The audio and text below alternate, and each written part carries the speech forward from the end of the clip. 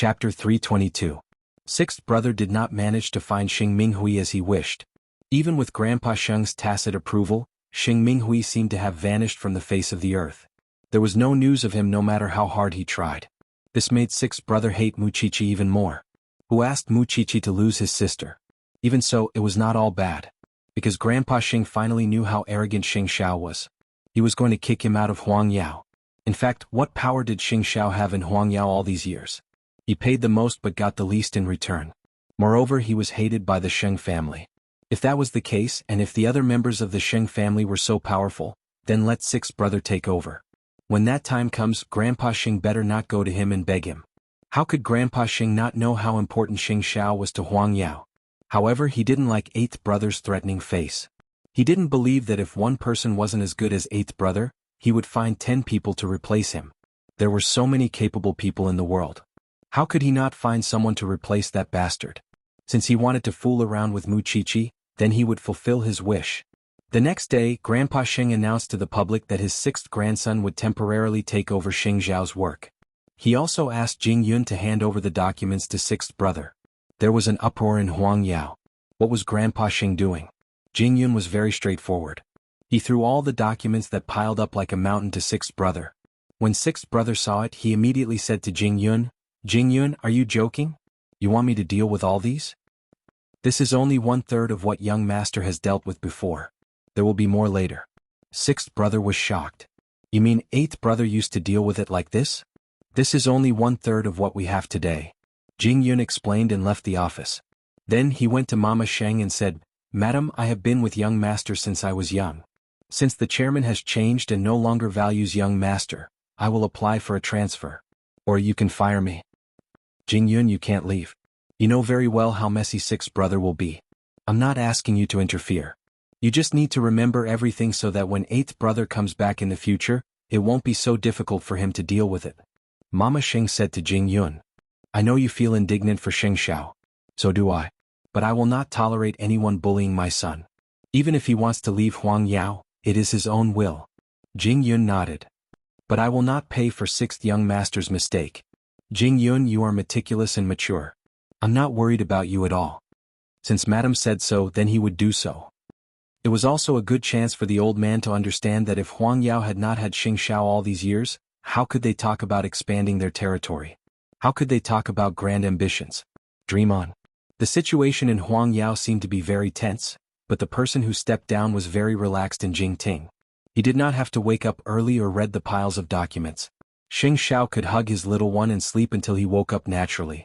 He would exercise in the morning and read medical books with her in the afternoon. Such leisure time was not something he could have at any time. "I asked you to pick a place to go. Have you decided?" For example, right now, Muqiqi was leaning against Xing Zhao's chest and flipping through a book when she suddenly heard the question. Muqiqi turned to look at Xing Xiao and shook her head. "I don't know where to go. I don't know if I should go." "What are you afraid of?" Xing Xiao asked her in return. "Afraid that I will lose my position as the crown prince, or afraid that I will become poor and can't afford to support you?" "I'm afraid that you won't be able to be happy no matter how far you go." After Xing Xiao heard that, he closed her medical book. "I have patience." This time, Xing Xiao had made up his mind to compete with the old man. That was why he might not agree even if the old man begged him to go back. He had done so much for Huangyao over the years. How could the old man replace him just like that? If he could, he would return all the hard work he had put in over the years. He could at least make Huangyao's business go back by more than 10 years. That was why Xing Xiao received countless phone calls during the day at home. All of them were the same.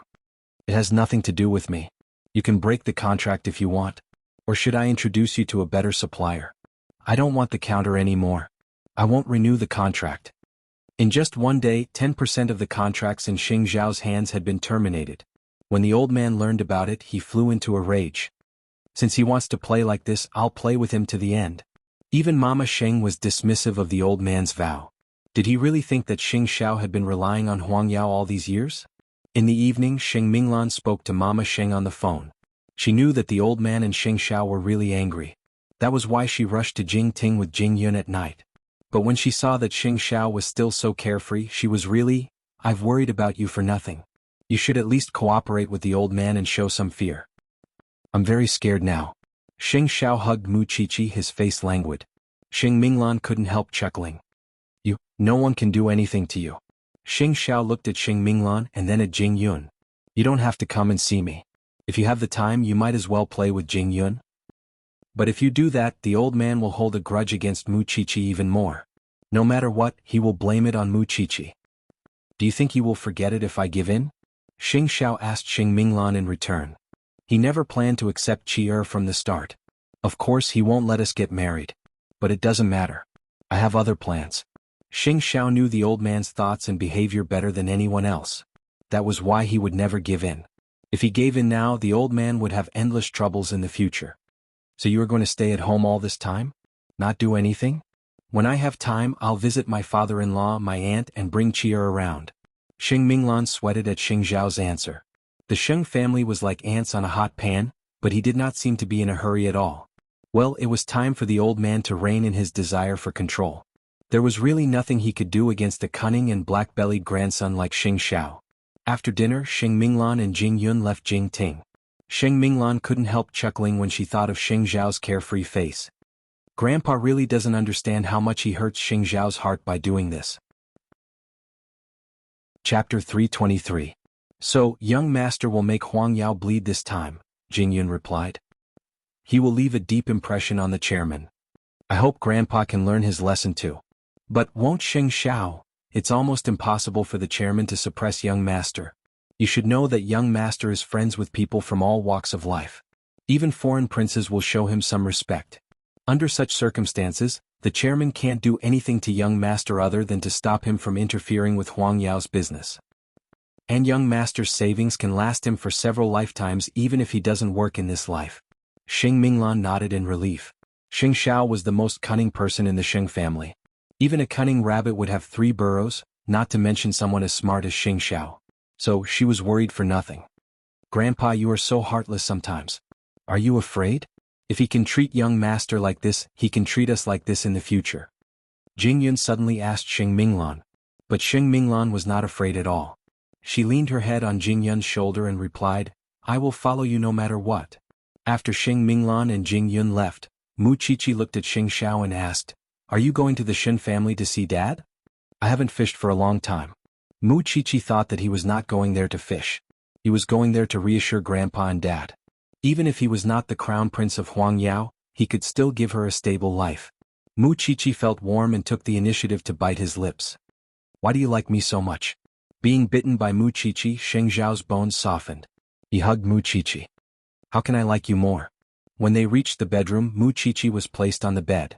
But she suddenly remembered the birthday gift Qian gave her. She blushed and said to Xing Xiao, Why don't we try the gift Qian gave her? Sheng Zhao's eyes darkened instantly. Mu Chichi looked a little unnatural and embarrassed. I don't want to waste things. Xing Xiao lifted Mu Chichi's chin and bit the tip of her nose. As you wish. Then there was only endless moaning and panting in the bedroom. An ambiguous atmosphere instantly filled the entire space. The next day, Huang Yao's situation continued to deteriorate. At that time, Xing Xiao drove Mu Chichi to the Shen family. When Grandpa Shen saw them, he knew about the fight between Xing Xiao and Grandpa Shen. He couldn't help but snort. At this time, Shen Jianchuan was doing rehabilitation. This was the first time Mu Chichi saw Shen Jianchuan doing rehabilitation. With his daughter's encouragement, Shen Jianchuan did even better than usual. Why did you suddenly return? It's the holidays, so I came back to see you and Grandpa. Mu Chichi smiled. Xiao Xiao is talking to Grandpa. This kid. Shen Jianchuan knew Xing Zhao's intention and laughed. Why did he have to come all this way? Don't the Shen family know what he is capable of? It can be said that I've taken you seriously. Aren't you happy that someone is so nice to your daughter? Shen Jianchuan reached out and patted Mu Chichi's head. It was his daughter's obedient head.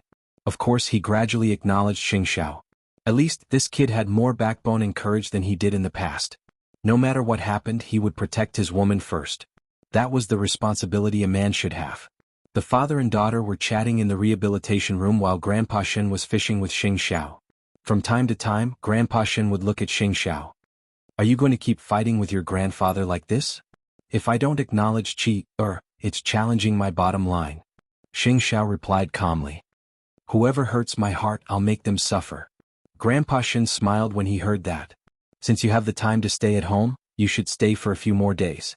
The fish in my pond are very fat. Sure. Xing Xiao agreed. As a matter of fact, he should have informed Su Zipei about the small mansion as well, but she would definitely not be well informed about the Xing family. That was why he would bring Mu Qiqi to stay there for a few days to make the little one happy. After wiping her father's face, Mu Qiqi and Xin Jianchuan went to Grandpa Xin's fish pond. When she saw that they were really fishing, she suddenly felt that such a life was actually quite good. The family would always be together no matter what.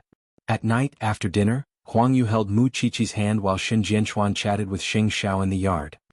What if old Xing doesn't acknowledge Mu Qiqi for the rest of his life and forbid you from getting married? What do you mean? You won't let me marry into your family? Xing Xiao asked Xin Jianchuan in return. Xin Jianchuan gave Xing Xiao a thumbs up at his answer. You win. If Grandpa Xing knew what Xing Xiao was thinking, he would probably go mad with rage. But Xin Jianchuan could not care less. Compared to the friendship between the two families, his daughter's happiness was more important. In fact, Xing Xiao was really a magical person. It seemed that no one in the world could do anything to him, but he had a weakness, Xiaoqi. At 10 o'clock, Mu Qiqi finally finished chatting with Huang Yu.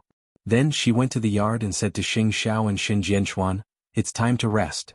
It was the first time Mu Qiqi stayed at the Xin family's house, even though she was already a Xin. There were many rooms in the yard, and Grandpa Xin only needed to make some arrangements. After turning off the lights, they lay on the bed. Mu Qiqi could not help but ask Xing Xiao, "What did you and Dad talk about?" "We talked about when you can marry me." Xing Xiao kissed Mu Qiqi's forehead. "We talked about how we can be together for a long time in this lifetime." The moon was shining brightly in the sky. It was supposed to be the time to rest. But sixth brother was still working overtime in the company. It was because he was not as capable as Xing Xiao. In the past, he would not be able to finish Xing Xiao's workload in 3 days. And this was just the basic work. When the other party heard that Huang Yao had changed the person in charge, he did not talk to him at all. He directly hung up the phone and cancelled the cooperation. Sixth brother was miserable beyond words. In just 2 or 3 days he was on the verge of breaking down. More importantly, he complained to Grandpa Xin the next day. He said that he could not finish so much work. He did not know what Xing Xiao had said to the other party, but they did not talk to him at all. Grandpa Xin's face darkened. He knew what kind of situation Huang Yao was in after Xing Xiao left. "I have overestimated you. You can't even finish Xing Xiao's basic work?" Chapter 324. Was it so easy to be the crown prince of Huang Yao? Grandpa Sheng's face was gloomy. In the end he could only agree. After all, he could not bring himself to look for Xing Xiao. Moreover, he was the one who wanted to replace Xing Xiao. Because he said that he did not believe that Huang Yao's operations would be a problem without Xing Xiao. Mama Sheng heard their conversation outside the door. She could not help but sneer. She wanted to see how long sixth brother could hold on. He would not shed a tear until he saw the coffin. During breakfast, Grandpa Sheng said to everyone, "All of you know that the Sheng family has an unfilial son. To let sixth brother get started as soon as possible, all of you should cooperate with him and let him get used to Xing Xiao's original job as soon as possible." "Is there a problem?" "No problem." Mama Sheng spread her hands and replied. "Eldest aunt, it's impossible for you to help me sincerely." Sixth brother said coldly to Mama Sheng. "I will help you 100% sincerely. Whether he is a mule or a horse we will know once we take him out for a walk." Mama Sheng got up from the dining table. "You all can eat. I am full." In fact, Grandpa Xing did not only let sixth brother take over Xing Xiao's position. He also found the best team in the country to help him negotiate the contract smoothly. But even so, Mama Xing did not care about sixth brother.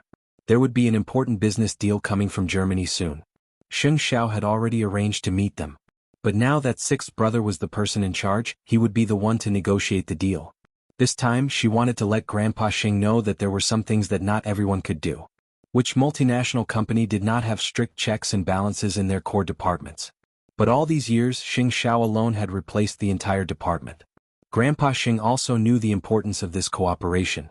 He told sixth brother to deal with it carefully. To not give the other party a chance to hang up on him, sixth brother did not tell them about the replacement of the person in charge. He still sent people to receive them. However, he didn't know how hateful his deceit was in the eyes of the other party. Mama Sheng told Xing Xiao about it. But Xing Xiao was fishing at the Xin family's house. He looked very relaxed. "If Huang Yao loses this deal, then in Germany the network that you've worked so hard to build will be ruined." "Whatever. Xing Xiao answered directly. This also means that Huang Yao's sales for the second half of the year will shrink significantly. It's not my company. I don't care. That's good too. Only by making the old man feel pain will he know what it means to admit defeat. Mama Xing also supported her son. You don't have too much fun. If the old man finds out, won't he get angry? Mom, you don't have to call me for anything in Huang Yao in the future. Just do as you see fit. All right, Mom will let you have a good holiday. You must take good care of Chi-Chi. If he did not take care of her, who would? A day later, it was time for the meeting. Mama Xing kept her promise and did her best to help sixth brother, helping him understand the project and letting him know how important it was to Huang Yao. Sixth brother felt as if he was facing a great enemy, but he had no choice but to bite the bullet and fight. However, the man asked him directly, "Who are you?" "We're here to discuss this deal with Mr. Sheng." "I'm sorry. Because of some sudden matters, Xing Xiao is no longer in charge of the project. I will take over everything for the time being. Even so, I will still give you the best service." When the man heard that, he immediately closed his laptop.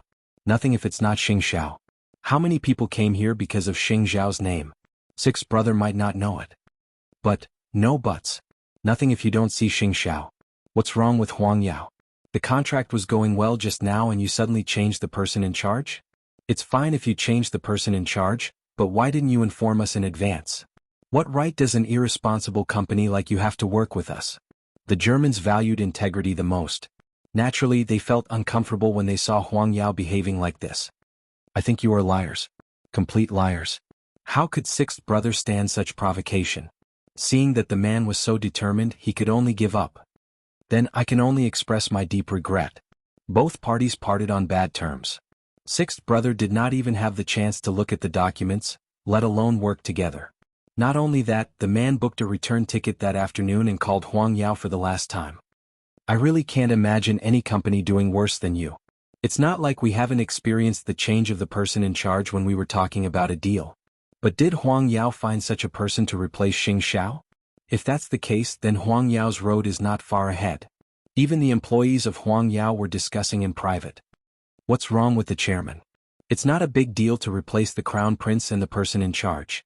But you have to find a suitable person to replace him. Just to show off his supreme position, he completely ignores the board of directors. He is really muddle-headed. Don't sixth young master and seventh young miss have the same parents? Aren't they all good for nothings? If this goes on, Huang Yao will be finished sooner or later. Since when did Huang Yao appoint people based on favoritism? The chairman doesn't respect the board of directors at all. On this day, everyone in Huang Yao was boiling with anger. But they did not dare to say anything. When Grandpa Xing knew about this, he was so angry that he held his chest and sat in the study for a long time. Now he should know his position. Xing Xiao was not begging to be the crown prince of Huang Yao. He was not begging him to be his grandfather. Xing Xiao was now in the Xin family. He fished and slept in every day. His days were so comfortable. He was the one who was anxious. After figuring out the relationship, Grandpa Xing was even angrier. It meant that he still had to beg that bastard to come back. No, he would never beg Xing Xiao. He had already boasted about it. No matter what, he could not let Xing Xiao be too complacent. Mama Xing knew that Grandpa Xing had been in the study for a few hours.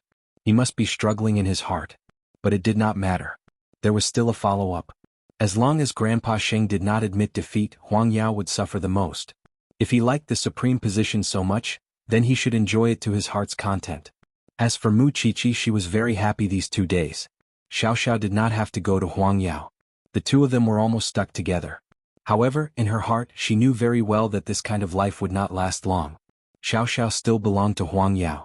But it was definitely not the Huang Yao where Grandpa Sheng could do whatever he wanted. Chapter 325. Xing Xiao was the only genius in Huang Yao for so many years. Grandpa Xing knew that he was smart, so he wanted to make use of his intelligence and control his life. Before this, he did not have such a deep understanding of Xing Xiao's importance. It was thanks to sixth brother replacing eighth brother that the old man could clearly see how much influence Xing Xiao had over Huang Yao. How could he not admit defeat? Of course he had to admit it. After all, he was old and Xing Xiao still had a long way to go. After thinking for an entire night, Grandpa Sheng could only summon Mama Sheng to his study the next morning. Xiao Qin, let's not talk about anything else. Let's call eighth brother back to stabilize Huang Yao. Mama Sheng snorted in her heart, but she did not show it in front of Grandpa Sheng. Father, you know Xing Zhao's temper. If I ask him to come back, he will definitely not agree. You know what he wants. Could it be that he wants me, his grandfather, to apologize to him? The old man was very angry. There's no need for that. I think sixth brother is adapting very quickly in Huangyao. I believe it won't be long before he can replace eighth brother. Grandpa Xing turned around and looked at Mama Sheng. He glared at her. You spoiled him since he was young. That's why he's so lawless. It's my fault for not teaching my son well. So, it's better not to let such an unfilial son come back to Huangyao. After saying that, Mama Sheng left Grandpa Sheng's study. Was she not wronged? She was the same. When Xing Xiao was young, she didn't have the chance to discipline him at all because Grandpa Sheng took care of everything. Ever since Xing Xiao could remember, he had been given all kinds of training in social skills. As his mother, how could she not feel sorry for him? And now the old man was blaming her for not teaching Xing Xiao well.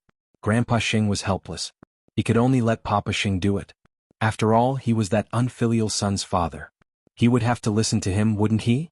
Xing Xiao learned about the old man's thoughts from Mama Sheng early in the morning. Naturally, Xing Xiao could tell that there was something wrong with his mother's voice. Are you angry at the old man? I've gotten used to it over the years. The old man wants you to come back, but he doesn't want to admit his mistake. You should stay at your father-in-law's house for a few more days. Xing Xiao's eyes could not help sharpening. Did the old man think he could get over this easily? It probably wouldn't be that easy. After that, Xing Xiao accompanied Mu Qiqi to the recovery room to help Xin Jianchuan with his training. When the doctor saw that Xin Jianchuan was recovering well, he could not help but smile. At this rate, you'll be able to get out of bed and walk in less than a year.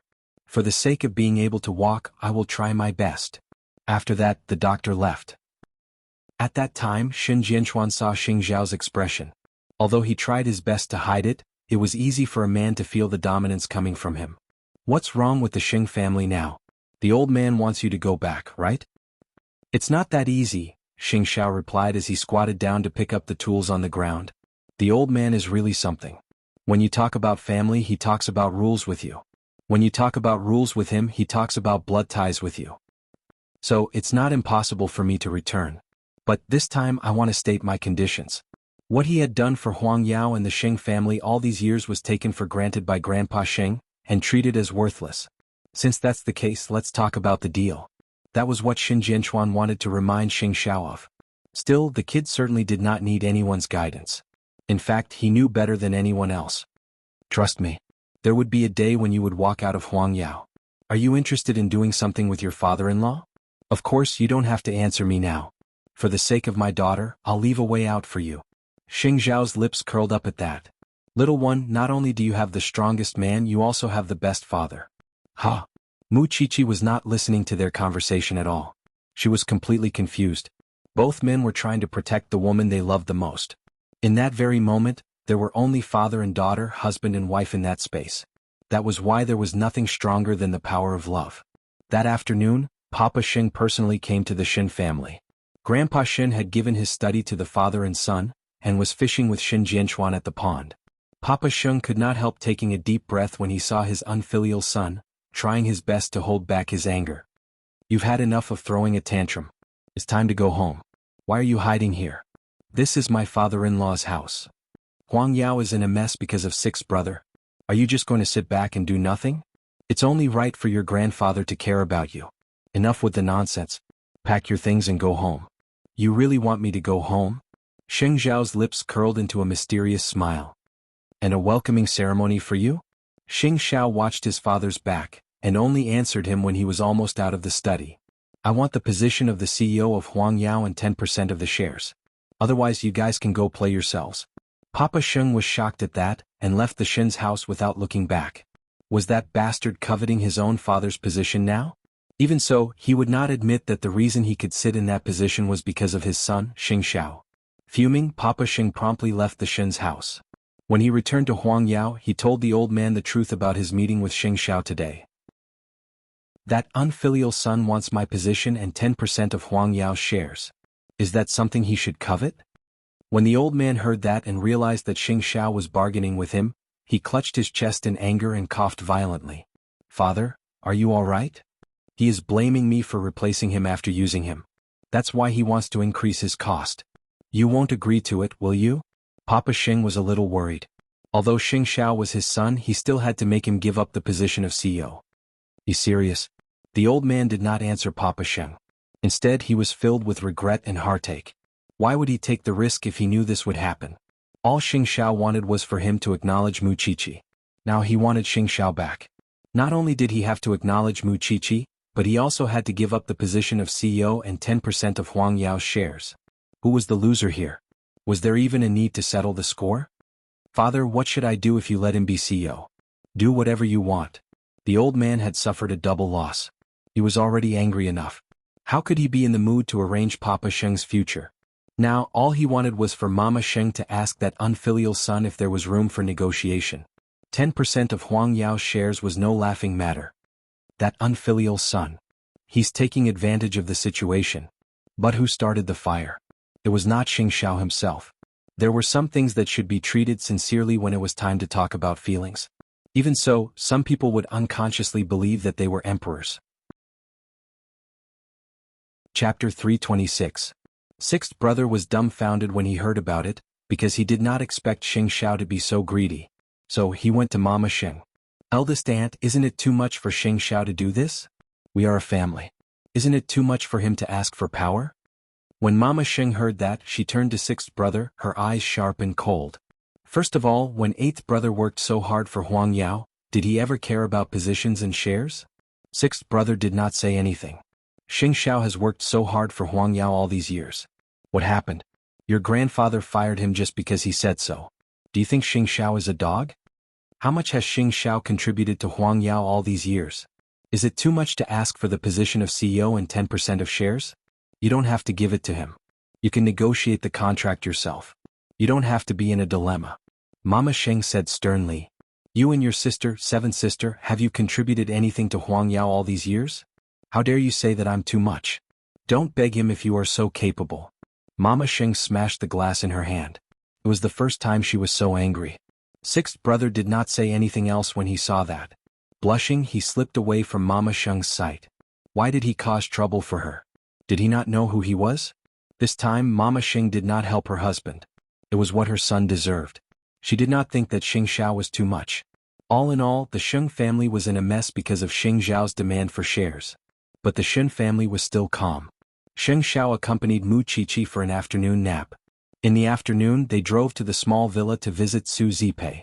Grandpa Shen had completely angered Xing Xiao this time. How could there be such a good thing in this world? He wanted to use him, but he did not respect him. The world was big and there were many places that respected him.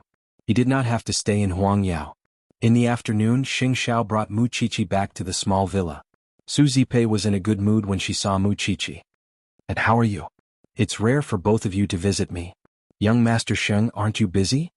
Su Zipei rarely saw Xing Xiao in the afternoon. It seemed that Lu Wenhua did not tell her about Xing Xiao leaving Huang Yao. Xiao Xiao is on leave today to accompany me. Mu Qiqi hurriedly explained. Aunt, I really miss you. Is the baby in my tummy behaving well? Su Zipei nodded and held Mu Qiqi's hand. Your uncle asked the nutritionist to take care of me recently. You have no idea how healthy I am now. That's good. Mu Qiqi could not help but caress Su Zipei's bulging belly. I don't know if you are a younger brother or sister. You must be obedient in your mother's belly. When you get married, the child should be able to walk and run. It'll be very fast. Marriage? There was no telling when she could truly become Xiao Xiao's wife. If you do something to cheat, the 10% of Huang Yao shares in my hands will be in the hands of my enemy. Grandpa Sheng's face turned red when he heard that. Xing Xiao was indeed Xing Xiao. He was really good at calculating. It was useless to know that any guarantee was useless. So, getting the shares of Huang Yao was the best insurance. Since you have achieved your goal, get back to Huang Yao. I will send Mu Qiqi back to Jingting. No. Xing Xiao answered crisply. I believe no one but you. Get out of the car. Grandpa Xing did not care about them anymore. No matter what, Grandpa Xing was bleeding a lot this time. But to everyone in Huang Yao, they were naturally happy that Xing Xiao was back. It meant that Huang Yao's business would not go wrong again. Chapter 327. Xing Xiao personally escorted Mu Qiqi back to Jingting before driving back to Huang Yao. On the way there, Jing Yun told Xing Xiao about the general situation of Huang Yao. Xing Xiao promptly told Jing Yun, bring up the most urgent matters first. We'll deal with them in the afternoon. Young master, you have to pay attention to the relationship between Madam and Chief Sheng. They seem to be at odds because of you. Jing Yun reminded Xing Xiao. Got it. It was precisely because he knew that the first thing Xing Xiao did when he entered the company was to visit his mother. Mom, I knew you'd come back soon. Mama Sheng smiled. You're the CEO of Huang Yao now. Dad, don't mind him. Mama Sheng said stiffly. I'm just disappointed in him. That means he still has feelings. Mama Sheng said nothing, but Xing Xiao got the key point. That was why he gave his father a call after he left Mama Sheng's office. Papa Sheng had booked a plane ticket for the evening, but he was not in a hurry after he received Xing Xiao's call. Because Xing Xiao was right. Huang Yao's reputation in the country was enough now, and the most important thing now was to expand their business overseas. It was precisely because Huang Yao's headquarters had matured that the Sheng family would want a piece of the pie. Papa Sheng would not be able to handle it alone, and it was better to leave it to him. Papa Sheng would go overseas to nurture new forces, and they would have the final say in Huang Yao from now on. Papa Sheng thought that it made sense and knew very well where his ability lay. Surely it was better to let his son take over than to be forced to leave it to his brothers, was it not? That was why Papa Sheng readily agreed to Xing Zhao's suggestion. You weren't interested in the position before. What happened now? Nothing. It's just fun. To put it bluntly, Grandpa Sheng had tricked him, and he knew that having real power was the best way to protect Qi. If that was the case, why wouldn't he want it? Even so, he kept the answer in his heart. Everyone in Huang Yao was instantly energized when they saw Xing Xiao in the office, and the departments were no longer lifeless. Although Sixth Brother would not admit it, ability trumps everything in Huang Yao. The first thing Xing Xiao did when he returned to his office was to deal with the urgent cooperation. The steps that Sixth Brother could not take, the words that he could not say, and the negotiating skills that he could not use were all displayed before Sixth Brother one by one. Sixth Brother admitted defeat and left Huang Yao dejectedly. Not only did he fail to find his sister, he even made Grandpa Xing give him 10% of the shares. What a heavy loss. When the old man saw that Xing Xiao had successfully redeemed several important collaborations in the first afternoon after his return to Huang Yao, he was a little comforted despite his reluctance. Still, Mu Qiqi's matter remained a thorn in his heart. Late at night, Jing Yun was held up by Huang Yao's matters and could not fetch Xing Minglan from work. Knowing that Xing Xiao had returned to Huang Yao, she did not call him and stayed in the office. Seeing that Xing Minglan had no intention of getting off work, the new assistant knocked on the door and entered. Chief Sheng, I think I should take a few days off next month. What's the matter? I'm getting married, the assistant said. I've been dating my girlfriend for 8 years. So, we're planning to start a family. Then, I wish you all the best. You should hurry up too. Xing Minglan blushed and nodded. Soon, Jing Yun arrived at Xing Minglan's office, but it was already dark outside. Sorry I'm late. Let's go for dinner now. Jing Yun, let's go to my house tonight. Xing Minglan suggested awkwardly. Although we're together now, I keep feeling that you don't spend as much time alone with me as you used to avoid suspicion. Are you afraid? Jing Yun's expression was a little unreadable. After a while he answered, I'm afraid. I can't control myself. Xing Minglan understood what he meant and blushed even more. We're partners. Let nature take its course. Why do you have to control yourself? Jing Yun said nothing. They had a tacit understanding. Soon they arrived at Xing Minglan's house.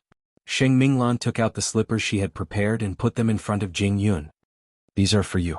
Jing Yun changed into the slippers and Xing Minglan put on her apron. I'm going to cook. You can rest for a while. I'll help you. Jing Yun took off his jacket and rolled up his sleeves. Then they entered the kitchen together. The atmosphere was very warm. They were like partners who had been together for a long time. They cooperated very well. But when he saw Xing Minglan's back, Jing Yun couldn't help but hug her. Xing Minglan was stunned for a moment. Then she smiled. So, you can't control yourself? Yeah. Jing Yun grunted and put his chin on Xing Minglan's shoulder. My new assistant came to ask for leave today. He's getting married soon. Xing Minglan smiled. So, I suddenly want to get married too. Jing Yun's body froze just like that. Did I scare you? Of course, you shouldn't be willing to marry me yet. However, if we wait for the right time, I don't know how many years it will take. So, for a moment I thought, why don't we register our marriage secretly? Even if Grandpa wants to stop us, he can't do anything about it. I don't want you to suffer like this. Jing Yun replied. And I don't want you to be so sneaky. Jing Yun, have you ever thought about looking for your family? Jing Yun shook his head. His memories were only fragments before Xing Minglan brought him back to the Sheng family. Why don't I help you look for them? Jing Yun said nothing. He simply hugged Xing Minglan. After they had dinner, Xing Minglan did not let him leave. I'll move here. This time Jing Yun was completely dumbfounded. Xing Minglan couldn't help asking him, you don't want to? I just think it's a little fast. You've liked me for more than 10 years. That's already slow enough for us. How much more time do we have to waste? I want to be with you now. Not just the time after work. I want to occupy your evenings too. How could Jing Yun refuse such a proposal from his lover? I like to be clean. I'm not sloppy. I'll be a good roommate. Jing Yun said after a long while. In fact, he felt very guilty.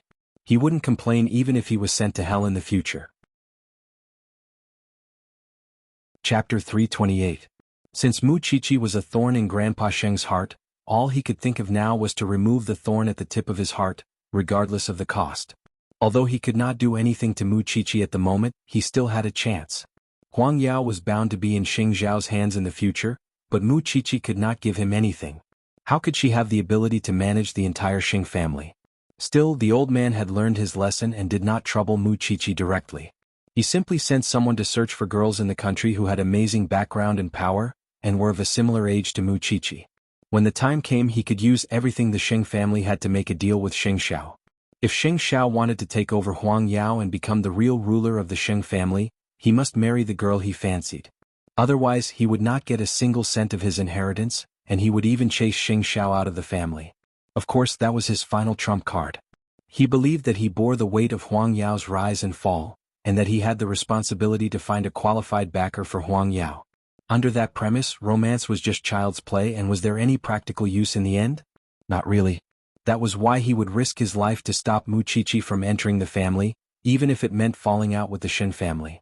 After Xing Xiao returned to Huang Yao, Mu Qiqi was planning to apply to go with her tutor to observe and learn from the autopsy site. However, her tutor usually arranged fifth-year interns, and there was almost no place for someone like her who was only in her first year. Perhaps out of respect for the little bride of the Xing family, her tutor finally relented and allowed Mu Qiqi to go with the criminal investigation team, thinking that a young lady from a rich family like her would calm down after seeing such a scene once. Mu Qiqi received a call from Lin Mu, and when she got the spot. It's Little Pepper's birthday tomorrow. I'm planning to hold a private party for her. You and the Crown Prince are coming, right? Why? Do you want to surprise her? Mu Qiqi asked in return. Sort of. Just tell me the time and address. Mu Qiqi raised a brow. Chanchan was such a careless girl that she had probably forgotten when her birthday was. That won't do. You're still responsible for bringing her here tomorrow. This Lin Mu, and was really not polite at all. All right, I promise to complete the task tomorrow. In fact, Chanchan only had these two friends. It was rare that Lin Mu and would still care for Chanchan. At least, he was more considerate than her best friend. He just didn't know if Lin Mu and was Chanchan's confidant, or did he have some other status. But when she thought about it, she suddenly felt that the Lin family was an obstacle that she could not cross. So, she was very worried about Chanchan's situation. That night, Xing Minglan had already tidied up half of her room so that she could put Jing Yun's luggage. However, when she opened the door to welcome him, she found that he was carrying a simple suitcase everywhere he went, and he even had the gift she gave him with him. Xing Minglan could not help but feel sorry for him. Other people would look for a moving company when they move. Who's like you? You only have a few pieces of luggage. I don't have many important things. I only brought some clothes. That's all I have. Jing Yun explained. You can come in so easily, but it seems that you can leave just as easily. Jing Yun was taken aback by Xing Minglan's insecure words. Then he pointed at the door and said, Should I move all the furniture in the apartment here? Xing Minglan smiled at that. You don't care about those. Come in first. Jing Yun was actually very nervous. He had no idea what a man and woman living together should do, and whether they should sleep together. Although he had liked Xing Minglan for years, he never thought that his dream would come true. So, it was his first time experiencing such things, and he could not help feeling a little nervous. Go and put your luggage in the bedroom. Miss Minglan? I'm not Miss Minglan. Minglan. Jing Yun shouted. What's the point of you moving in if you don't want to stay in the same room with me? Xing Minglan said with her back facing Jing Yun. Actually, her face was already blushing. Jing Yun had never experienced anything between a man and a woman, so he was a little passive. He carried his luggage into the bedroom and slowly placed his clothes in the wardrobe. His mind went blank when he saw the big bed. It seemed that he was not prepared at all. Soon they had dinner together. Jing Yun went to the kitchen to clean the dishes, while Xing Minglan went to the bedroom to take a shower first. Because she knew that Jing Yun's blockhead would be embarrassed. When Jing Yun was done, Xing Minglan was also done with her shower. She sat in the bedroom and dried her hair. When Jing Yun entered the bedroom, she turned around and smiled at him. Take a shower. I'm going to the study to take care of some work. Okay. Jing Yun relaxed a lot. But when he changed into his pajamas and walked out of the bathroom, Xing Minglan was already sitting on the bed. Do you have any activities before bed? If not, we are going to rest. Jing Yun shook his head. His whole body was tense, but he still walked to the bed and sat on the other side of Xing Minglan. Seeing that, Xing Minglan turned off the lamp and lay down. Jing Yun lay down too, but he did not move. In the dark, Xing Minglan could not help but laugh. Am I going to eat you? Why are you so nervous? I'm just not used to it. Xing Minglan slowly leaned on Jing Yun's shoulder and smiled. Are you feeling better now? Jing Yun tilted his head and smelled the fragrance coming from Xing Minglan's body. Xing Minglan conveniently lay on Jing Yun's chest, but Jing Yun's heart was beating wildly. Still, he was enlightened and reached out to hold Xing Minglan's waist. Xing Minglan was satisfied and closed her eyes. Because Jing Yun was beside her, she felt that she had slept very soundly that night. But it was tough for blockhead Jing. He did not dare to move when Xing Minglan was lying on him. So he just let his arm go numb. It was such a sweet burden. The next morning, Jing Yun woke up with Xing Minglan in his arms naturally. Their bodies were pressed tightly against each other. He could feel his whole body heating up, and a certain part of him was reacting even more obviously. Xing Minglan might have felt the abnormality in his body temperature. So she opened her eyes and looked at Jing Yun. Chapter 329. Minglan, let's get up. We're going to be late for work. But you. Xing Minglan was no longer an innocent little girl. How could she not know that it was a normal reaction from a man? It's fine. I'll take a cold shower. Jing Yun said very calmly. Xing Minglan nodded and got up from the bed. But before she could, she was caught by the blanket and fell back into Jing Yun's arms. Hugging Xing Minglan, Jing Yun's hands touched her fair body. In that instant, all reason in his mind was gone. Xing Minglan wanted to get up, but Jing Yun held her tightly. Don't get up. Jing Yun's kiss was completely random. Xing Minglan did not know what to do, but she soon indulged in it and responded to Jing Yun in her own way. Both of them were only wearing pajamas. Soon they met each other openly. Clearly it was their first time. That was why they were relying on their instincts. Jing Yun was very concerned about Xing Minglan's feelings. In his limited knowledge, he only knew that when doing such things, he must make a woman happy and not hurt her. That was why even though his kiss was wild, his touch was very gentle. After all, this was the person he cared about the most, and he was doing the most beautiful thing in the world with her. Minglan, are you uncomfortable? Xing Minglan shook her head. Her body naturally relaxed and enjoyed it. Sensing that Xing Minglan was ready, Jing Yun cupped her cheeks and asked her very seriously, Are you sure you want to do this? You can still stop now. Xing Minglan shook her head again, and looked at Jing Yun with a hint of longing. Jing Yun could not care about anything else. It was their first time. Both of them were in pain, but Xing Minglan hugged Jing Yun tightly, tears trickling out of the corner of her eyes. Because in that very moment she felt a strong sense of belonging. At least she had a lover now. Why are you crying? Jing Yun moved slowly and gently wiped away Xing Minglan's tears. Did I hurt you? No. I'm crying tears of joy. I'm very happy. We are together because we love each other. Xing Minglan had been oppressed by the Xing family for years. She never dared to imagine that she could live with and hug the person she loved the most for a few days. This felt like a very surreal dream. At that, Jing Yun kissed her softly again. I will cherish you whether it's in the past or now. The two of them reached the clouds and hugged each other tightly. That was why Jing Yun skipped work for the first time in the morning and did not appear beside Xing Xiao at Huangyao. Xing Xiao raised a brow and called Jing Yun, but it was Xing Minglan who answered. It's brother. Xing Xiao checked the time and couldn't help asking, You're still together at this hour? Jing Yun won't be working today. Xing Xiao seemed to have guessed something after hearing that, and his lips curled into a mocking smile. That blockhead Jing Yun? Could he really do that? For so many years he had been a vegetarian monk. If you don't go to work, I'll deduct double your wages. Sheng Minglan ignored him because Jing Yun was in the bathroom filling the bathwater for her. Come to think of it, Mu Chichi had promised Lin Mu, and that she would bring Lu Chanshan to the place where she would sleep. That was why she had called Lu Chanshan early in the morning and arranged for them to meet in the afternoon. Lu Chanshan was undergoing all sorts of training every day, and was destined to walk the path of a strong woman. Still, she could refuse anyone's date, but she would never refuse Mu Chichi's invitation. They agreed to meet at the hotel at 6 in the evening.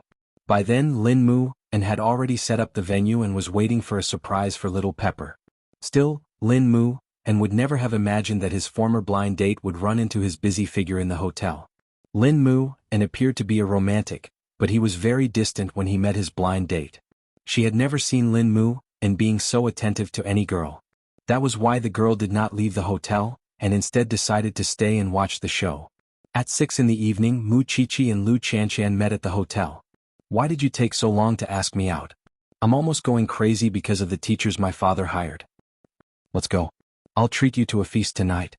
Mu Chichi brought Lu Chanshan to the birthday party, and saw that it was decorated with a childlike and warm atmosphere, just like a fairy tale forest. Whose child's birthday is it today? What do you think? Mu Chichi asked in return. That was when music started playing in the birthday party hall. Meanwhile, a man disguised as Mickey Mouse pushed a 3-tiered cake towards Lu Chanshan. I forgot. Lu Chanshan was surprised and touched. Chichi, you're so good to me. Since it's your birthday, Mickey Mouse, dance for the birthday girl. Mu Chichi knew that Mickey Mouse was Lin Mu, and so she played a trick on him. Mickey Mouse did not refuse, and walked to the center of the stage in his thick puppet costume. That was when the dancers jumped out from behind the curtains. So, he really did have a performance prepared. No one has celebrated my birthday except for that scumbag. Lu Chanshan suddenly burst into tears. Soon, other cartoon dolls entered the hall one after another, surrounding Lu Chanshan. Lu Chanshan looked at Mu Chichi really touched. But Mu Chichi pointed at Mickey Mouse with her chin and said to Lu Chanshan, "Go and take off his puppet head. Let's see who he is." Lu Chanshan looked at the bouncing Mickey Mouse on the stage, and walked straight to him, taking off his big head. She saw Lin Mu, and inside, sweating profusely.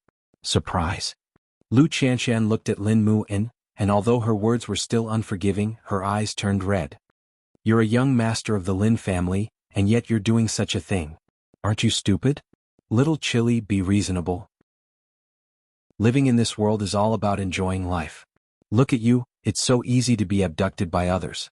I've only done this for you and you're already moved to tears and snot. Lin Mu smiled at Lu Chanshan while wiping his sweat. We've known each other for so long.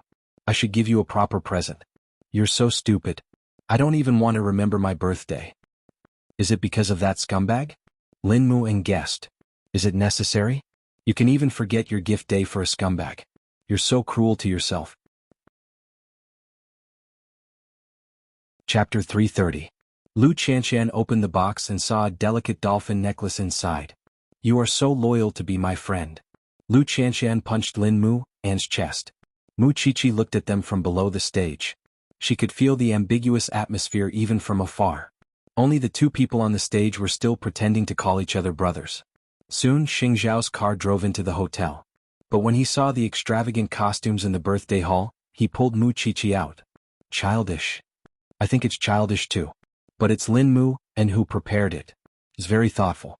Xing Zhao reluctantly entered the childish hall and sat down on the lace sofa. Mu Chichi held his hand and comforted him gently. In fact, Xing Zhao knew very well that Lin Mu was moved. That was why he prepared all these for Lu Chanshan. Otherwise, why would he spend so much effort? Does that idiot have some misunderstanding about being 20 years old? Are you sure it's not after June 1st? Mu Chichi could not stand Xing Zhao's ridicule. She sat down and laughed. But what did it matter? It was fine as long as Chanshan was happy. Soon, a picture of Lu Chanshan when she was 5 or 6 years old appeared on the curtain of the banquet hall. The little girl had a braid and looked very cute. Lu Chanshan was shocked. She quickly punched Lin Mu. Where did you get this? I've never seen it before. I asked your teacher for it. Lin Mu replied. Didn't you start liking that scum from that time? That's why I'm celebrating your birthday today so that you can keep your eyes open in the future. Lu Chanshan looked at her picture. She suddenly remembered her ridiculous life for more than 10 years. Thank you for reminding me. I've been stupid for so many years. It's okay.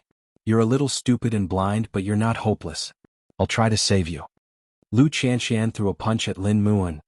Do you really think I'm praising you? Don't find a man who's good to you in the future. Don't be silly and stick to him. Men are cheap. Lu Qianxian listened quietly and did not answer.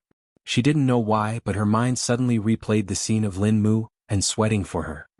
Seeing that you still have some humanity left in you, I won't attack you personally in the future. You know how good I am. Lin Muan smiled. Mu Qiqi suddenly felt that they shouldn't stay inside. Xiao Xiao, why don't we go home? You also know that you are the third wheel?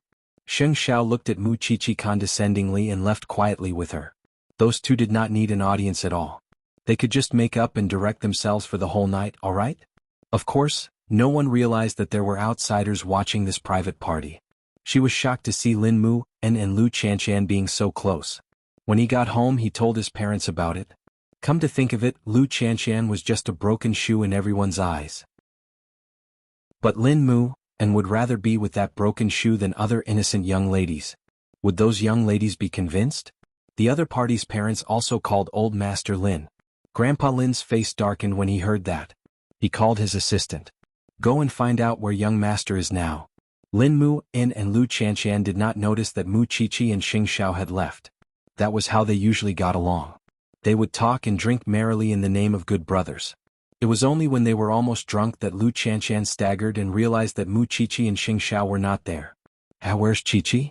Lin Mu held her and laughed. She left a long time ago. You didn't believe me when I told you that you were blind. I had a good time tonight, Lin Mu. The two were drunk in the birthday hall. But they did not know that Grandpa Lin had quietly arrived at the hotel and had someone splash them with ice water to wake them up. Lin Mu opened his eyes and was about to curse when he found his grandfather in front of him. Lu Qianxian had also sobered up beside him. I was wondering where you were fooling around for the whole day. So I didn't wrong you. Grandpa, you don't have the right to talk to me now. Miss Lu, is it convenient for us to talk? Grandpa Lin turned his sharp gaze on Lu Qianxian. Lu Qianxian wiped the ice water off her face and nodded solemnly. But Lin Mu stopped her. Grandpa, I was the one who found her. This has nothing to do with little Pepper. Don't touch her. I just want to talk to her. Why are you so nervous? Of course he was nervous because he knew how vicious his grandfather's words could be. If Lu Qianxian really listened to him, she would never talk to him again. Grandpa, it's Qianxian's birthday today. I'm just celebrating her birthday as a friend. There's nothing else between us. As a friend? Grandpa Lin snorted coldly. I always thought that you are a child who knows what to do and won't let others worry about you. But after seeing what happened tonight, I know that everything you usually show is just an illusion. It's fine if you don't let me talk to Miss Lu alone. I'll just say what I want to say here. No. Lin Mu still wanted to protect Lu Qianxian's pride. Grandpa Lin snorted and brought Lu Qianxian to another hall. Lin Mu sat on the floor, suddenly feeling very guilty. It was not easy for him to open up a little of Lu Qianxian's heart and let her face life again. But with Grandpa Lin's interference, she might get into a dead end again. In the space without Lin Mu, Lu Qianxian lowered her head in front of Grandpa Lin. When Grandpa Lin saw that, he could not help asking Lu Qianxian, Mu, told me before that I should not judge a person by his appearance, and should not use one mistake to judge a person's character. So, Miss Lu, tell me what kind of family education would allow a girl like you to get drunk with a man in a hotel? Lu Qianxian's throat was a little choked. She did not say anything. You should be aware of your and Mu and status. People like you, your every action is being watched by others. Why can't you be friends openly? Do you really not understand? I don't care if you like Mu or not. But let me tell you one thing. I will never accept my granddaughter-in-law being dirty. You have a bad reputation now. Do you know how much it affects Mu? Chapter 331. Who let you in? Old Lin looked at Lin Mu coldly and asked. Miss Lu, I haven't done anything to your grandson yet. She doesn't want to be your granddaughter-in-law at all. Lin Mu pushed Lu Qianxian and refuted Old Lin. Go. Lin Mu, if you don't want to hear worse words, don't leave this place now. I'm sorry today. Lin Mu said to Lu Qianxian with a pained expression. Lu Qianxian glanced at Lin Mu and then at Old Lin. She nodded. Then I'll go first. Okay. You can go.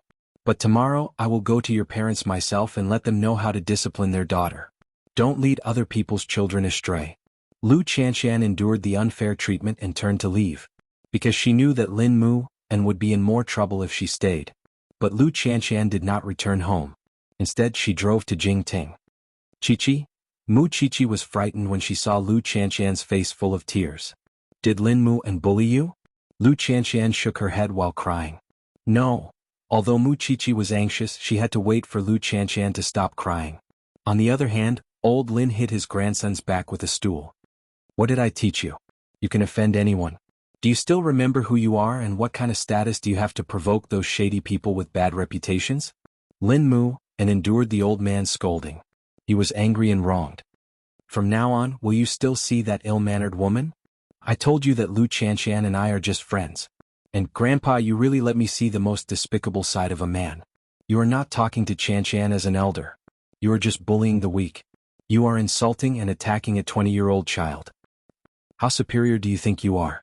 In my heart, you are just shameless and stubborn. You value men more than women. You ignore human rights and have no basic respect for women. You can restrict me from making friends, and you can hurt Qianqian so that we can no longer contact each other. But in my heart, my respect for you has collapsed from this moment onwards. You are only in your 20s? Do you know what life is? Even if I don't know anything, I don't need you to teach me. Since I was born, I have the right to freedom. Lin Mu and retorted coldly. Don't talk so much. When we go back, I want you to go on a blind date and get engaged. Don't forget what kind of status you have used to run amok all these years. When I published my first book, no one knew that I was from the Lin family. After saying this, Lin Mu and stood up. When I get back, I'll immediately change to a pen name that no one will know. I won't use Lin Mu An's identity in public anymore. I'll return everything to you in the Lin family. After saying this, Lin Mu and took off his clothes from head to toe and threw them in front of the old man. I beg you, please let me go. The old man's throat was burning and he couldn't say anything. Only his hands were left, trembling non-stop. You said it yourself. If you insist on getting along with that girl from the Lu family, you don't have to return to the Lin family anymore. I'll pretend that I don't have you as my grandson, and you can forget about getting any benefits from the Lin family. I'm only 21 years old. I don't want my life to be arranged by you and regret it for the rest of my life. After saying that, Lin Mu and walked out of the hotel naked. What was there to be a son of a rich family and a young master of a government? Jingting. Late at night, Lu Qianqian finally stopped crying. She told Mu Chi-Chi, I don't know who told us, but Lin Mu An's grandfather came. We were drunk and he caught us red-handed. Then Lin Mu An's grandfather came to talk to me. Lin Mu and pushed me away to protect me. So, I don't know what's going on with him now. After saying that, Lu Qianqian buried her face in her palms. Lin Mu An's grandfather even said that he's going to look for my parents. After hearing that, Mu Chi-Chi held Lu Qianqian's hand. Fortunately, that bastard Lin Mu and didn't let you suffer too much. But I'm worried about Lin Mu An. Lu Qianqian looked up with tears in her eyes. My parents are used to it. It can't be helped that they have such a useless daughter. But this time Lin Mu and is going to be taught a lesson by his grandfather. He is the grandson of the Lin family. You don't have to worry too much. Soon Mu Chi-Chi received a call from Lin Mu An. Is Qianqian at your house? Where are you? I'm at your door. But I'm not wearing any clothes. Can I trouble the crown prince to give me some old clothes? Although Mu Chi-Chi didn't know what was going on, she still took a set of clothes that Xing Xiao rarely wore and asked him to give it to him. Xing Xiao chuckled when he saw Qianqian naked. Did you get robbed? I fell out with my family. Lin Mu and said helplessly. Is Qianqian at your house? Is Jingting a place for clandestine love affairs? Xing Xiao was a little displeased. Soon they entered Jingting together. It was only then that Lu Qianqian saw Lin Mu and standing behind Xing Xiao. His figure was different from Xing Xiao's. So, it was a little strange for him to be wearing the clothes. Lin Mu and, Qianqian, why are you still crying? Xing Xiao grabbed Mu Chi-Chi's hand when he saw her. Let's go upstairs. There's nothing for us to do here. Mu Chi-Chi smiled and followed Xing Xiao obediently. I didn't know that Lin Mu and had such courage. Do you think you're leaving the family just by taking off your clothes and showing your attitude? It's not that easy. Mu Chi-Chi nodded at that. The elders of the big families usually had many tricks up their sleeves. They relied on their blood relationship to control and coerce others. Lin Mu and had yet to see how powerful those tricks were. I hope he can stay strong until the end. Downstairs, Lin Mu and held Lu Qianshan's hand and apologized profusely. It's my fault. It's all my fault. I made you suffer. Your grandfather is your grandfather and you are you. I can still tell. But how are you going to stay with the Lin family after all? Lu Qianshan told him. Don't worry about me. I'm your grandfather after all. I'll be fine after being angry for a few days. Lin Mu and did not tell Lu Qianshan that he had left the Lin family. I'll send you home. It's late now. You can't stay in Jingting. Then where are you going? Lu Qianshan asked Lin Mu. I'll sleep in the studio. Grandpa might go after your parents tomorrow. Don't worry. My parents won't be bullied so easily. Chapter 332. Since Lin Mu and was serious, old Lin was certainly not joking. It was not impossible for Lin Mu and to leave the Lin family. Early the next morning, old Lin told everyone in the Lin family that Lin Mu and no longer wanted to live as a young master of the Lin family. That was why he was no longer a young master of the Lin family, and the public would no longer have to give him face. In short, the Lin family no longer recognized him. Of course, even if the Lin family expressed their attitude towards Lin Mu, and they would not leave out the Lu family. Old Lin personally went to Lu Holdings and requested to meet Papa Lu. Papa Lu did not know why old Lin came because he did not interfere with his daughter's friendships. Still, he was wary when he saw the Lin family's aggressive attitude. May I know what business you have with me, Boss Lin? Papa Lu did not remember having much of a relationship with the Lin family. I'm here today because of your daughter and my grandson. Old Master Lin opened the door and said to Papa Lu, since you're both smart people, I'll be straightforward. Your daughter's current condition makes it unsuitable for her to be with someone else's young master. I'll discipline my grandson, but I'll have to trouble you to discipline your own daughter as well. What do you mean, Elder Lin? Papa Lu's face darkened. It seems that you don't know about it. Last night it was your daughter's birthday, and the two of them got drunk in the hotel lobby. Papa Lu asked old Lin in return, since it was not a room there must have been someone else there. It's not like they were alone, is it? I don't know if they were alone, but I do know that it was ugly. My grandson is innocent, and he still has to face others in the future. At that, Papa Lu finally understood why the old man came to Lu Holdings early in the morning. Being protective of his daughter, Papa Lu naturally did not give him a friendly look. Elder Lin, are you misunderstanding something?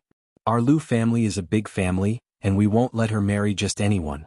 Who can say for sure about the officials these days?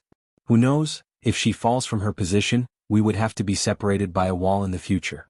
I naturally know how to discipline my daughter. Of course, since Boss Lin has come all the way here, I can't let you return empty-handed. Xiao Zhao, go and invite Miss Lin here. Because Lu Qianshan was also in the company, training to be her successor. After a while, Lu Qianshan entered the reception room and walked up to Papa Lu. Dad, are you and the grandson of the Lin family a couple? No. Lu Qianshan shook her head. Since they're not a couple, why are you so busy, Elder Lin?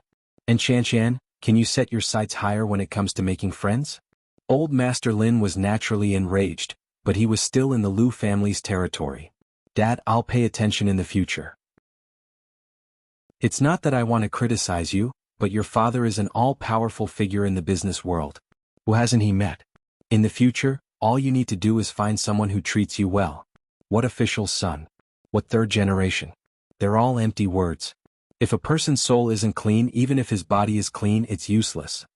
Old Master Lin didn't get anything and returned in disappointment.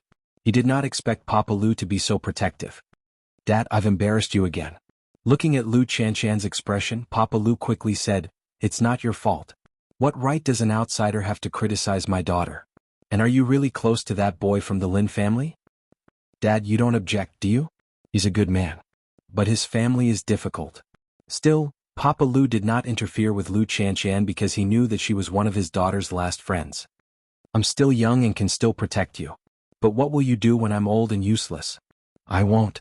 I'll never be old. Lu Qianshan threw herself into her father's arms. Still, Lu Qianshan's heart ached at Lin Mu An's current situation. The young master of the Lin family was chased out by his family just because of her. So she planned to visit Lin Mu An later. She wondered how he was doing in the studio. Old Master Lin asked his men to find the best young lady from the aristocratic families, and asked her to be similar to Mu Chichi. In less than 2 days he got the name list. His assistant told Old Master Sheng about the most suitable candidate. Miss Gu, be it in terms of background or appearance, is the most suitable candidate for the chairman.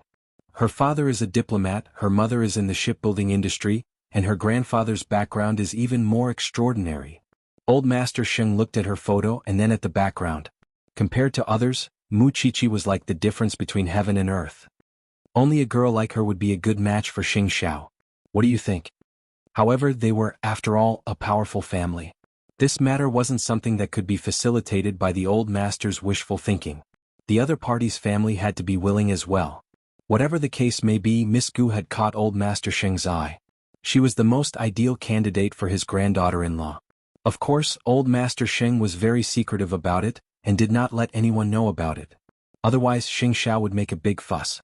On the other hand, Mu Chichi had gotten a place to accompany her tutor on a field trip. She was attending a speech at the university. Mu Chichi did not know who the speaker was, but found his face rather familiar, as if she had seen him somewhere before. Mu Chichi scratched her head and asked her classmate, "Who is he?" She smiled and rolled her eyes. "Why are you here if you don't know who he is?" "I'm here to wait for my tutor," Mu Chichi explained. "All right." His surname is Su, and his family is mainly involved in the research of medical equipment. They have made great contributions to the medical field. Are you interested in him, Chichi? Isn't the crown prince going crazy? No, I just have a feeling that I've seen him somewhere, Mu Chichi explained. He's very good. He's in his early 40s and has won many international awards. Mu Chichi was not interested in those things. Of course, she could not connect that man with anyone's face at the moment. Moreover, the world was so vast that it was not unusual for there to be similarities, and it was not worth her special attention. My tutor is coming out. I'm leaving. Mu Chichi rose from her seat and followed her tutor. Still, she paid special attention to the man's identity, Sui Hong. You're lucky today. Today's field trip is a major murder case, but you must be mentally prepared. The scene will stink, and most importantly, I won't walk around or touch anything because I have to protect the scene. Mu Chichi finished her tutor's words. Chapter 333. Mu Chichi was just a freshman. She was obviously the least qualified to stand in front of the fifth-year seniors. The group followed the forensics team to the crime scene, and Mu Chichi could smell the stench of corpses from afar. It was winter. Even if Jianchuan was not as cold as other places, the time of death would not have been short if the corpses had such a stench. The others covered their mouths, but Mu Chichi was the only one who appeared overly calm. The tutor was in front. After looking at the 3 corpses, he asked the students, "Can you find any valuable clues from the scene?" The corpses were in the bushes. 2 men were lying on their sides in an irregular pattern, while the other half of a woman's body was submerged in the water, while her lower body was stuck in the mud by the shore. The students took a careful look and took a few steps back. They had no clue.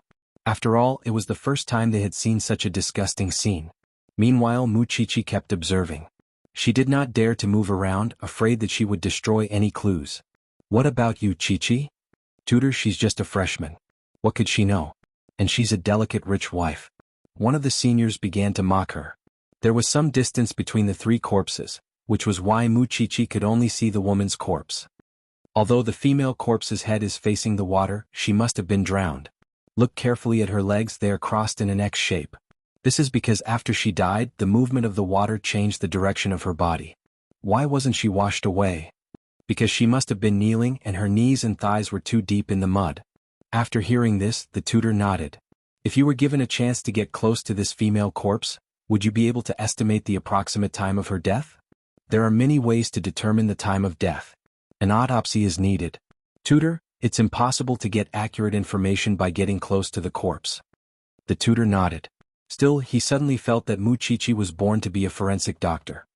Is this your first time? Yes. Mu Chichi nodded. Why aren't you throwing up? I don't think it's that disgusting.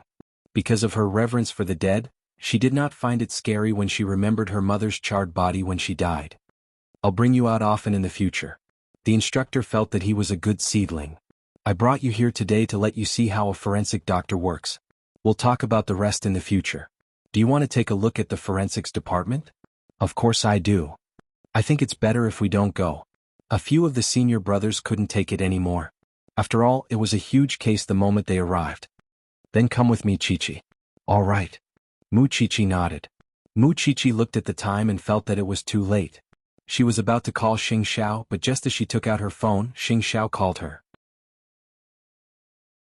Little one, you can't move when you see a corpse? You don't even know how to go home. I'll be right back.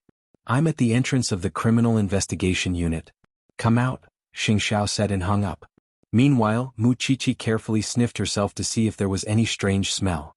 When she saw Xing Xiao outside, she ran to him with a smile. However, Xing Xiao's nose was very sensitive. Now you're a real stinky thing. I can't smell it, go back and take a bath. Xing Xiao ordered and brought Mu Chichi back to Jing Ting. Before Mu Chichi could say anything, he dragged her upstairs and threw her into the bathtub. Can you take it? If not, I'm the only student who didn't puke today. Xiao, I don't know why. I was only thinking about deciphering the secrets left behind by the deceased and finding the murderer. That's why I didn't notice the stench at all. That's right. Xing Xiao pinched Mu Chichi's nose as he washed her hair. I've really underestimated you. My Xing Xiao's woman is so different. You're going to stink in the future. Well, I'll have to force myself to wash you a few more times. In the real world, there were many people who would stay away from forensics. Even ordinary people would do that, let alone Xing Xiao, the crown prince of Huangyao. Even so, he had never disrespected anyone's profession. It was also one of the reasons Mu Chichi loved him wholeheartedly. Because it was a personal charm that not everyone could achieve. Oh, Grandpa won't want to see me when he finds out. What does it have to do with Grandpa if you live with me for the rest of your life? Really? Not a shadow? Many people would say that they would think of dismembered corpses when they see a forensics doctor. Silly thing, you've grown up. You've become more mature. Mu Chichi used to avoid the Mu family at all costs, and now the little one was not even afraid of corpses. Wasn't her improvement 1,000 miles in a day? Grandpa Xing didn't have the energy to discuss Mu Chichi's profession at the moment, because he was trying to reach an agreement with the Gu family. After all, Xing Xiao had a fiancé now, and it wouldn't be easy to mistreat the Gu family. If the Gu family agreed, he would find an excuse to bring Miss Gu into the Xing family, claiming that she was the granddaughter of an old friend. Then she would familiarize herself with the Xing family, Huangyao and Xing Xiao. When the time was right, he would have Xing Xiao dump Mu Chichi and officially marry Miss Gu. Still, whether it would work or not depended on whether the young lady of the Gu family was really interested in Xing Xiao. If this matter went smoothly, he would invite her to his home during his birthday banquet in March. Of course, he wouldn't reveal Miss Gu's identity then, but he would let Mu Chichi know how powerful her opponent was.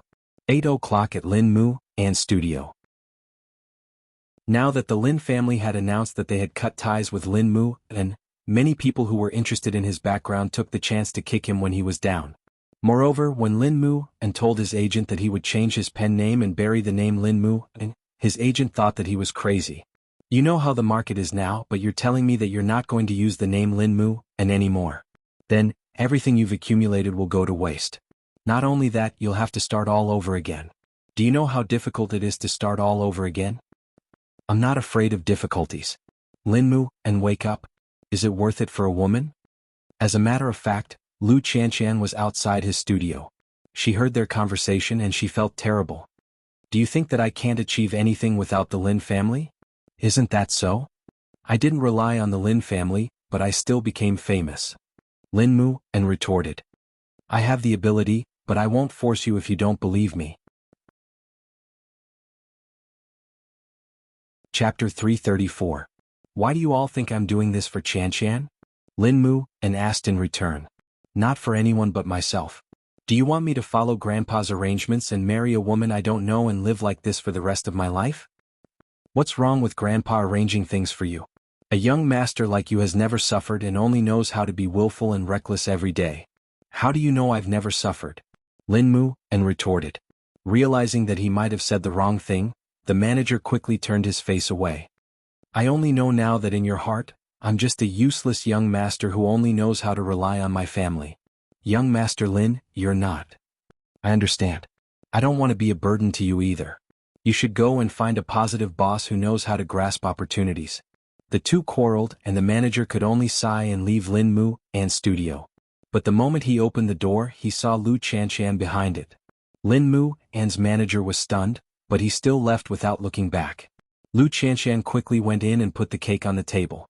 Then she asked Lin Mu, "And didn't you say that your grandfather would only be angry for a few days?" Little Pepper. Lin Mu and shrugged. "I'm not as weak as you think. I can live on my own even if I leave the Lin family." "Actually, your manager is right. How many people want a chance like yours?" "You think so too?" Lu Qianshan smiled and gave him the cake. "I believe you can be independent, but I don't believe you can escape from your grandfather. Have you ever been poor?"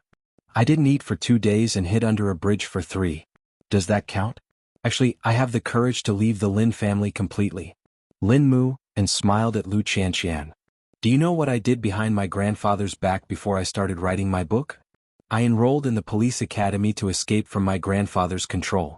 The military and the police are 2 different systems, and I don't want to be under my grandfather's control. But he threatened me with illness, so I quit school. And then I started writing my book." Lu Qianshan felt as if she had met a new Lin Mu, and at that. This kind of feeling was actually quite good, because she knew that Lin Mu and wasn't the kind of secular young master who was willing to accept being suppressed by his family. He could endure hardship. "Then what are your plans now?" "I want to apply to resume my studies. Maybe you don't believe me, but before you appeared, I did think about staying in my grandfather's palm for the rest of my life. But when he treated you like that, I thought to myself, why would I sacrifice my youth to protect someone I don't think is worth it? Although I was born in the Lin family, I have my own ideals. I'm also an independent person. I don't want to make those socialites happy every day, I just want my good friend to be happy." After Lu Qianshan heard this, she held Lin Mu, Anne's hand. "Since you want to do this, then let's do it. We're all adults. Make your choice and bear the consequences. As long as you don't regret your choice, I don't think there's anything to hesitate about. You won't lose me as a friend." "Little Pepper, maybe you're the only one who supports me like this." "You're wrong. There's also Chi-Chi. She's my best friend. If I support you, she will support you too. Moreover, think about it. She's the fiancée of the Xing family's crown prince. But she didn't change her course to study finance or management. She's still studying forensics. You're both people who hold on to your dreams." At Lu Qianshan's words, Lin Mu and ate the pastries she bought. "Let's do that. But I'm going back to school. You have to visit me often. Got it? Who asked you to suffer in there? I'll give you more drumsticks when I go back." With that, both of them laughed. What poor people did every day was to change their fate through hard work. It was the same for the rich. So what if they were rich? They had no choice in their lives. With that decision, Lin Mu and went to school early the next morning and asked his tutor to resume his studies. Lin Mu and was actually a good seedling. It was just that his grandfather kept interfering with his dangerous work. That was why the school was helpless at the time. Now that Lin Mu and returned on his own, the tutor could not be happier. Still, he was worried that his grandfather would stop him again. "What if your grandfather gets sick and threatens you again?" "That's because I'm unfilial." He was too young to be frightened then. But this time it was different. "Tell me, what made you change like this? What made you so determined?" "Well, you have a girlfriend?" Lin Mu and smiled, looking silly. "We're just friends." But he wanted to protect Lu Qianshan. He had met a scumbag before and was now discriminated against by others. He wanted a strong body and strong will. Wouldn't that make him better able to protect his friends and lovers? He just did not know how old Lin would feel when he learned that he had resumed his studies. Meanwhile, Lu Qianshan worked even harder because of Lin Mu Anne's encouragement. Because she could feel Lin Mu Anne's passionate friendship, it was more precious than anything to her. What Lin Mu Anne wanted to change was what she wanted to change too. There were too many doubts and speculations about young people in this world. But could they not be forgiven after making a mistake? Lu Qianshan did not believe it. On the other hand, old Xing had contacted the Gu family. But they had not officially met yet. Perhaps because of his guilty conscience, Grandpa Xing had not been bothering Mu Chichi even verbally. Mama Xing almost thought that he had changed. After Sixth Brother had messed up Huang Yao, he knew where he stood. Even if he still hated Mu Chichi, his most important goal now was to find his sister. Xing Minghui was nowhere to be found, and old Xing regretted it very much. There were only 2 daughters in the Xing family. Now that 4th sister was driven away and 7th sister was chased out, old Xing felt that it was not perfect to have one less daughter in the Xing family. He thought to himself that he should find some time to visit Minglan and bring her back. At most, he would not interfere with her company. But he did not know that Xing Minglan and Jing Yun were living together now. He would probably go crazy if he saw them. Late at night, Mu Chichi was sitting on the sofa at home, thinking about who that Su person looked like. Chapter 335. What is it, Miss Mu Chichi? Miss Chichi, Jing Yun asked. There's a man with the surname Su who has been giving a speech in Xingting these few days. He looks very similar to you. I noticed him the first time I saw him, especially his eyes. Mu Chichi took out her phone and showed him a photo. After listening, Jing Yun took the phone and looked at it and was a little surprised. Don't they look alike? Won't we know if we check? Xing Xiao was not obsessed with photos. He would know everything after a DNA test. But how do we get his DNA? Are we going to ask for it directly? Let's check his background first. Xing Xiao did not want to disturb Jing Yun's mind right now. The world is so big. There are always people who look alike. You're right, Xiao Xiao. This was the first time Jing Yun felt something strange in his heart. He had never hoped that his family would still be alive.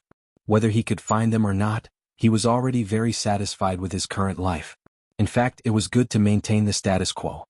From the looks of it, he doesn't actually want to cause trouble and distance himself from fourth sister. Xing Zhao's words exposed Jing Yun's inner thoughts. I think you should figure out where you come from. It's your choice whether you want to recognize your family. Mu Chichi believed that no one would want to live their entire life muddle-headed. Even Jing Yun would want to know who his parents were and why they left him alone in the first place. Jing Yun looked at the photo. He had a plan in his mind. Do you remember why I insisted that Chia return to the Shen family? Although it would not help Grandpa Shen to acknowledge Mu Chichi's identity, he could not stop them from getting engaged because Mu Chichi was a member of the Shen family. Jing Yun understood what Xing Xiao meant. Having a family and not was like heaven and hell. I'll handle it. Xing Xiao did not say anything else. He hugged Mu Chichi and said to Jing Yun, then why aren't you leaving? Is there no one waiting for you at home? Xiao Xiao. Mu Chichi couldn't help but hit Xing Zhao's chest. How could he chase away a guest like that? Jing Yun received the order and left Jingting. On his way home he thought about many things. When he reached home, Xing Minglan had already prepared dinner. Jing Yun saw her busy figure and quickly hugged her from behind. What's going on today? Did eighth brother bully you? Didn't I tell you? You're his brother-in-law now. No, I'm just too hungry. Then hurry up and eat. Xing Minglan picked up the utensils and was about to leave when Jing Yun took them from her and put them down, before lifting her up and placing her on the counter. Jing Yun? Xing Minglan was startled. I'm sorry. I'm too hungry. Jing Yun apologized softly before kissing her lips. His hunger wasn't his stomach's. Xing Minglan was stunned. How difficult was it for a blockhead like Jing Yun to play tricks? Soon they forgot that there was food on the table outside, and the kitchen became their new pleasure ground. As it turned out, Jing Yun was not as calm as he usually was when he did such things. But in the middle of the night, Jing Yun suddenly woke up from a nightmare. He let go of the woman in his arms and looked at the time. It was only 3 a.m, but for some reason, he had not had such a dream for a long time. In the dream he was abandoned by a tall man in a world of ice and snow. He could not see the man's back clearly, but he remembered what he said. This place is very far from home. You will never find your way home. Jing Yun suddenly couldn't tell if it was a dream or reality. He looked down at Xing Minglan beside him. She was fast asleep. Jing Yun did not wake her up and instead quietly got up. His birth was like Pandora's box. Once opened, it might not necessarily be a scene of separated relatives hugging and crying. 2 days later at the Lin residence. At first, Grandpa Lin wanted to cut off his grandson's source of income and teach the rascal a lesson. But until now he hadn't even heard from Lin Muan. Was this child really angry? Was he hiding? Grandpa Lin spent some effort to find Lin Muan, but Lin Muan's former manager told him, your grandson no longer wants to listen to your arrangements. He insists on being independent, so I hope you won't come looking for him in the future. Look, the company is planning to take all his promotions and works off the shelves. Grandpa Lin immediately felt that something was wrong. He even sent someone to follow Lu Qianqian, but found that Lin Muan was not with her. He asked around many times and finally found out where Lin Muan was. He actually went to the police academy to apply to resume his studies behind the Lin family's back. When Grandpa Lin learned about it, he clutched his chest and stumbled a few steps back. That bastard. Doesn't he know that I'm against him going to the police academy? He's only willing to go against me. Grandpa Lin rushed to the academy and asked to see Lin Muan. But Lin and was already wearing his uniform and looked like a proper officer. He knew that Grandpa Lin would come, which was within his expectations. Come home with me. As long as you come home with me, I won't regret making friends with you. You can play with whoever you want and do whatever you want as long as you leave the police academy. Lin moved and was unmoved and rejected the old man's request. No, Grandpa. I'm not going back to the police academy to fight you. Just because I like being a police officer. That's a hail of bullets. Grandpa Lin said hurriedly. That's my choice too. In the end, you're still taking revenge on me. Grandpa Lin was upset. No, I won't allow you to continue studying in the police academy. You're a descendant of the Lin family. You don't have to risk your life. Grandpa, I must go to the police academy. You can't stop me this time, Lin moved and said firmly. I'll go to the principal and your director. If you think this will work, then go. Lin moved and was unmoved. Even if Grandpa Lin used all his power, he would never drop out of the academy because he didn't break any rules. It was obvious that Grandpa Lin was at a loss. Why did his obedient grandson suddenly become so disobedient? Grandpa Lin was so angry that he fainted in the study after returning home. This time the Lin family called Lin Mu, and again. But Lin Mu and said to them, take good care of Grandpa. Pretend that you never gave birth to an unfilial descendant like me.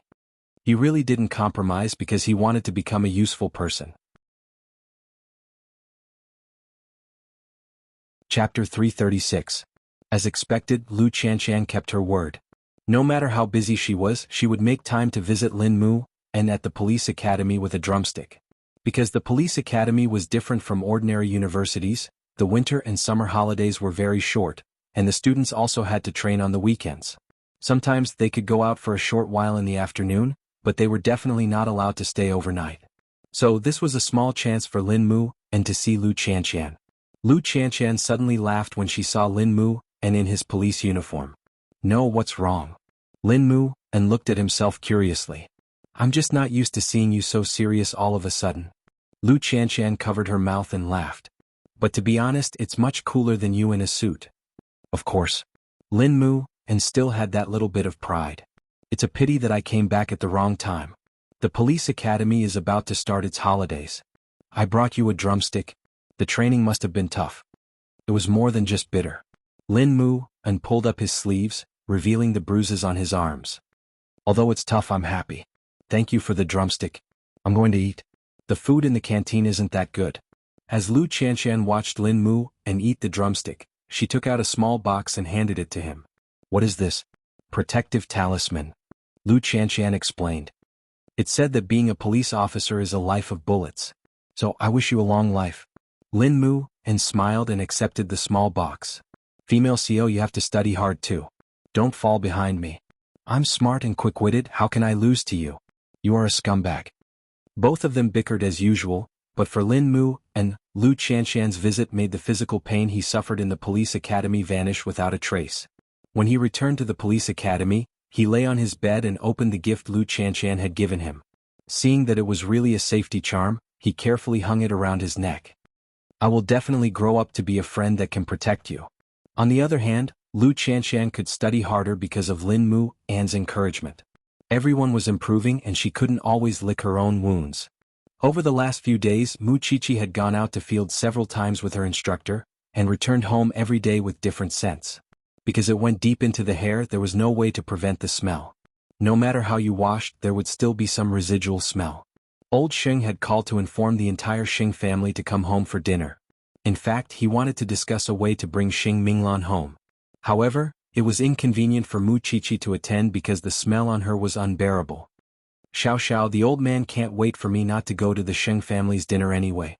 Let's just forget about it this time, lest he uses the smell on me to make a fuss again. Xing Xiao hugged Mu Qiqi and hooked her chin. There's no smell. Why not? You're helping me because you're a fan. But the Sheng family won't be polite to me. Xing Xiao did not say anything. He just let go of Mu Qiqi and went to the study to make a call. Since Qi was not going, there was no need for him to go back. Moreover, he even informed Jing Yun, find the best perfumer in France. I want to meet him in a few days. He did not want the little one to hate him because of those things.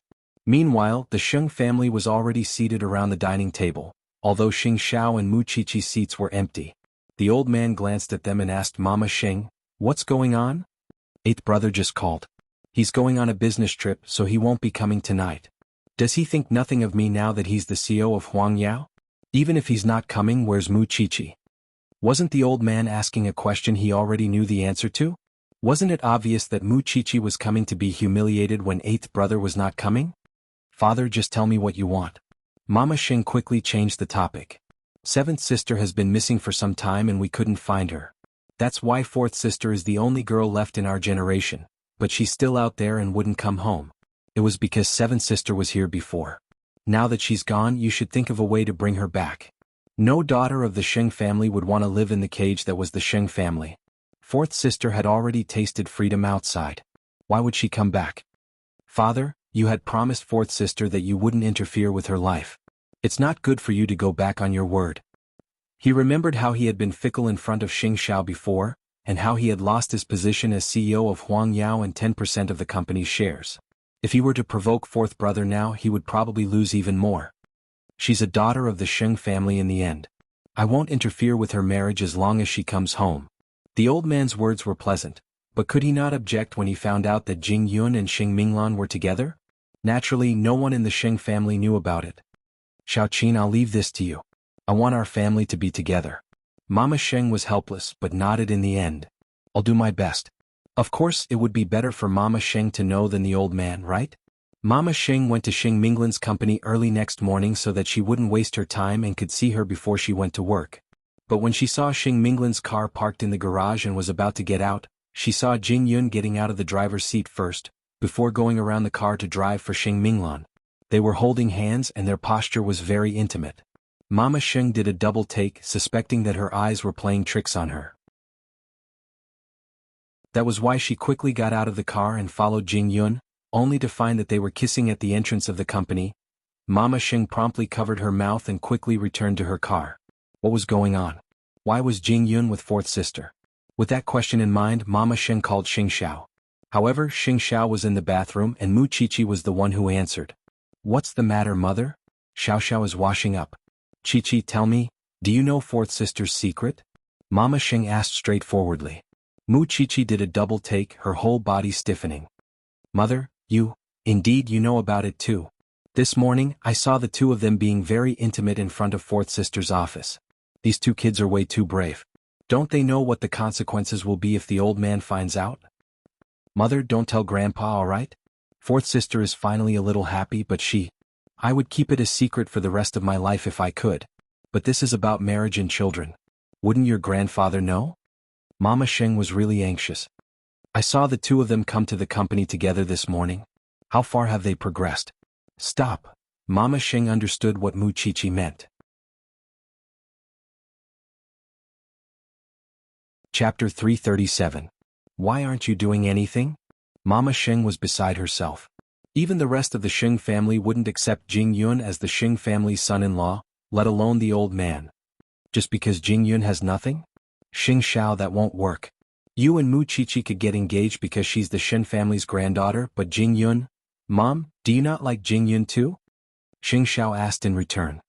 Of course I like that child since he's been by your side for so many years. But your grandfather? You don't have to worry about anything if you like him. Xing Xiao promptly cut her short. Fourth sister had opened Jing Yun's heart after much difficulty, or that blockhead would have ended up with fourth sister long ago. Mama Sheng could only sigh at that. How much more do you children have to make me worry before it's enough? That was precisely why Mu Chichi and Xing Xiao believed that their mother would not tell the old man about it. How worrisome. If that's the case, tell Jing Yun to restrain himself and fourth sister. The old man might visit her company from time to time.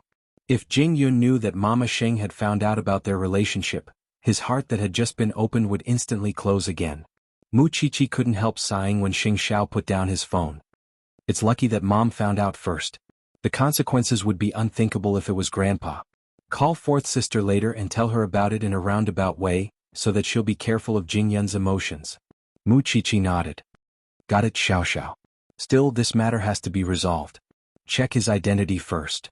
He had prepared for the worst since he did not expect that Jing Yun might be related to the Su family. Still, since this matter could minimize the damage, he certainly had to do both at the same time. Of course, he would only consider that if Jing Yun was really a member of the Su family and they really had the intention of finding their child. In the afternoon, Jing Yun received the background information on the Su family and handed it to Xing Xiao. Xing Xiao glanced at it and smiled in return. You haven't opened it yourself? No. Jing Yun calmly shook his head. Xing Xiao opened the envelope and took out the results of the investigation, and found that the Su family was not a bunch of mediocre people. The person in charge of the Su family was one of the top medical equipment suppliers in the country. He had been engaged in the development of medical equipment for many years and had made many contributions to the medical field. The Su couple had 2 sons and 1 daughter. Su Yihong was the eldest, Su Wei the second, and the youngest, Su Yifeng, who had been missing for many years. Xing Xiao flipped through the documents and looked at the photo of third brother left on the Su family tree. That was clearly how Jing Yun looked when he was young. Was there even a need to check? The Su family had only recently moved to Jianchuan to develop. Before this, they had been far away in the coastal cities. If the Su family had always been thousands of miles away, why would Jing Yun end up in Jianchuan? When he was done, he put all the documents on the table and asked, "What do you think? I can tell you with certainty that you are a member of the Su family." "I don't know." Jing Yun paused for a moment, feeling very lost. "I believe that the Su couple must be looking for you. After all, they had searched the city they used to live in for years, but to no avail. I was abandoned." Jing Yun told Xing Xiao about his dream. "Recently, I've been having this dream a lot. In the dream, I'm being brought thousands of miles away by a man and then abandoned. It's because that's the only way I can't go home. That's not hard to explain. Why the Su family couldn't find their own child despite having such a large family business. Perhaps someone deliberately gave them the wrong direction. If that's the case, we must first find out who that person is." With that, Xing Xiao turned his office chair and studied Jing Yun from head to toe. "I really didn't expect you to have such a background. Young master, of course, acknowledging the Su family is another matter. We must first find the one who abandoned you and torture him." It was Jing Yun's choice to return to the Su family, and no one could interfere. Even so, it was time for the person who had tortured Jing Yun for years to pay the price. Xing Xiao did not tell Mama Sheng about the Su family, because they didn't know what had happened to them. That was why Mama Sheng was worried. When she returned to the Sheng family at night, she was inevitably questioned by the old man. "What happened when you went to see fourth sister today?" "I didn't get to see her today, but I've told her secretary that I wanted to meet her." Mama Sheng could still imagine the 2 young people's intimacy. "Hurry. I know," Mama Sheng replied. Fourth sister never cared about the Sheng family in the past, let alone now that she was living with Jing Yun. There was really no telling what clever move Xing Xiao could come up with. Xing Xiao wanted to investigate Jing Yun's abandonment all those years ago, but he didn't know how many other people were involved. Doing his best not to alarm the Su family, Xing Xiao learned the reason behind the disappearance of the 3rd son of the Su family. That year, Su Holdings had just experienced internal strife, with Papa Su and Jing Yun's eldest uncle fighting for control of Su Holdings. At the time, the eldest uncle of the Su family even made a move on the children of the Su family to threaten Papa Su. To protect the children, Papa Su had his wife take the 3 children into hiding. Su Yihong had fled to the Su family's mansion on the island, leaving the 3 to return to the mansion the next day. But when Mama Su took a plane the next day, she found that her son who had been following her was gone. And the Su couple had searched for him for 10 years. Even so, there was no news of their youngest son. Come to think of it, the one who lost Jing Yun was his mother. Mu Qiqi leaned on Xing Xiao and finished reading the information. But that clearly doesn't make sense. Jing Yun said that someone had deliberately left him 1,000 miles away. Think about it. There are only a few possibilities at the time. First, the eldest uncle of the Su family abducted Papa Su's son so that he would lose his beloved son. Second, it has nothing to do with the eldest uncle of the Su family. But who could it be? Who would benefit from losing Jing Yun? Xing Xiao hugged her at Mu Qiqi's analysis and smiled meaningfully. Whose cheese did Jing Yun touch? Wouldn't the truth be revealed when he returns?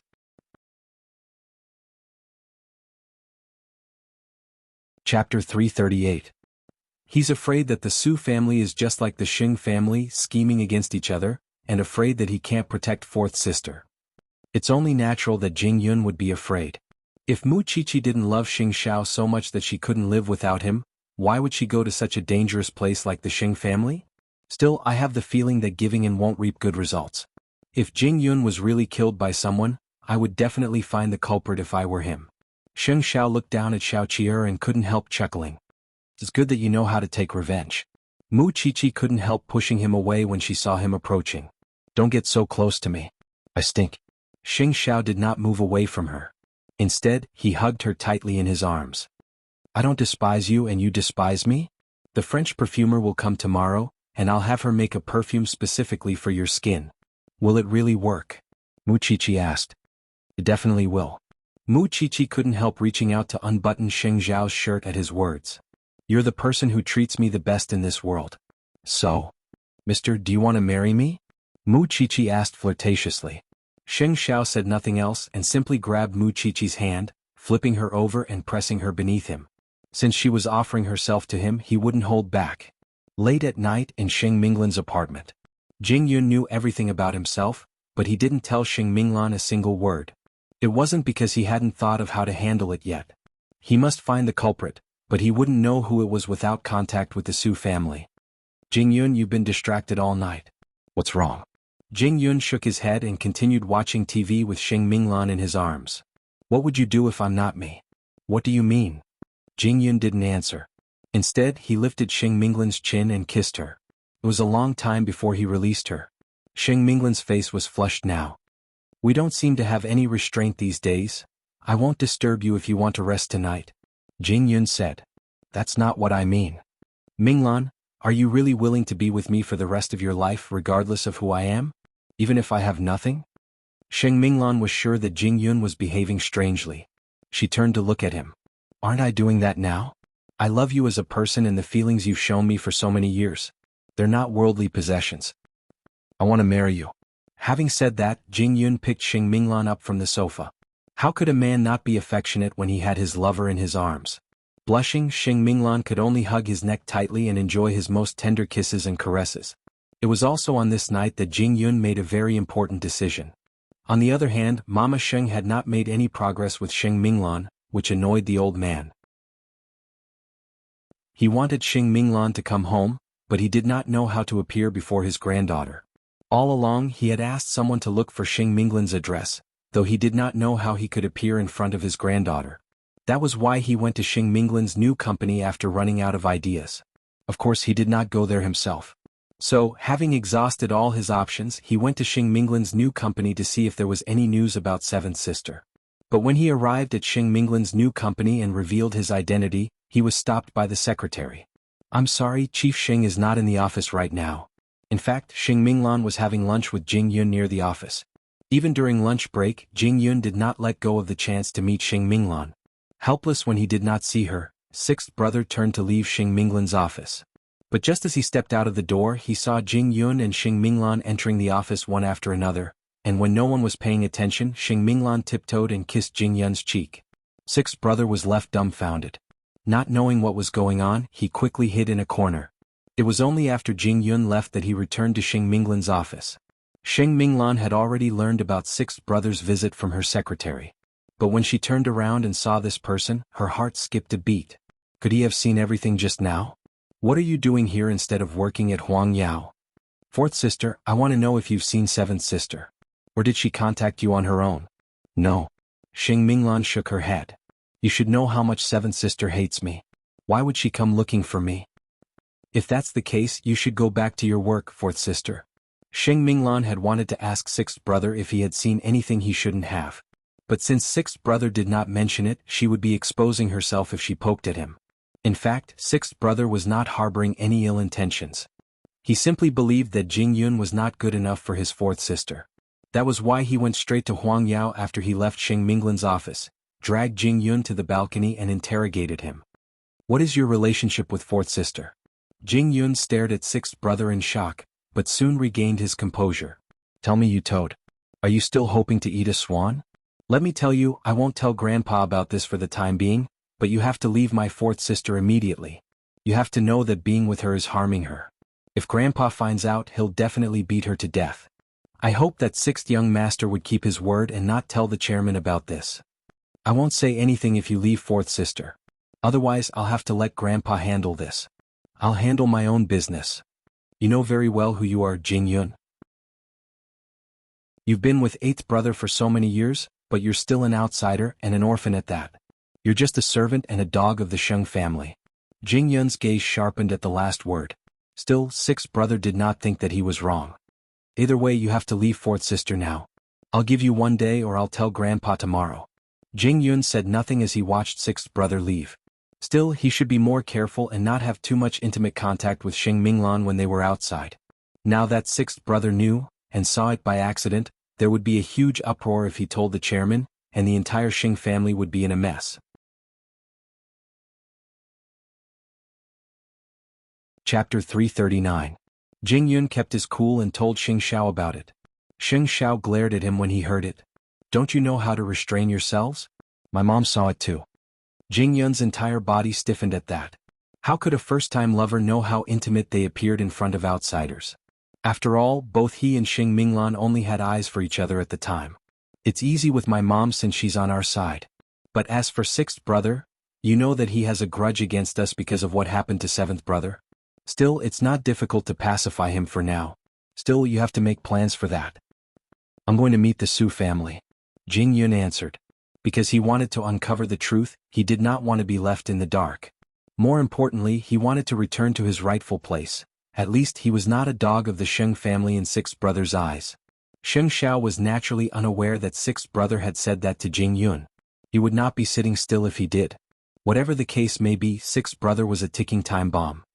Make the necessary arrangements since you're going to meet the Su family. Are you going to meet Su Yihong directly, or the Su couple? Jing Yun stared at Xing Xiao but did not answer, because he was more inclined to meet the Su couple directly. Meanwhile, sixth brother paced around his room in irritation after he returned to the Xing family's residence. After all, he was now carrying a shocking secret. He really wanted to tell the old man and have him punish Jing Yun. How dare a toad lusting after a swan's flesh? He wanted the old man to beat Jing Yun up so that he would know his place. Still, if he brought the matter to light, the old man would definitely punish Xing Minglan as well. Although he was aware that seventh brother and fourth sister had a grudge, Mu Chichi was the main culprit in the matter, which was why he did not blame fourth sister. Meanwhile, Mama Sheng's task was to keep an eye on sixth brother. She had received Xing Zhao's call, and her worries were starting to come true. It was just that no one could connect the two of them now. Come to think of it, there were only a few places Xing Xiao and Mu Chichi could go on a date, because Xing Xiao knew very well how vast Huang Yao's sphere of influence was. Now he could only stall for as long as he could. That night, Jing Yun went home to pack his things, pretending that he was going on a business trip. Xing Minglan could not help being puzzled at that. I didn't hear eighth brother was going anywhere. Are you going alone? Jing Yun stopped what he was doing and straightened to Xing Minglan. I'm going to find my identity. Xing Minglan was puzzled. Be more specific. Actually, I've already found my parents and found out my true identity. However, I haven't met them yet. There are a lot of mysteries in my heart that I want to solve.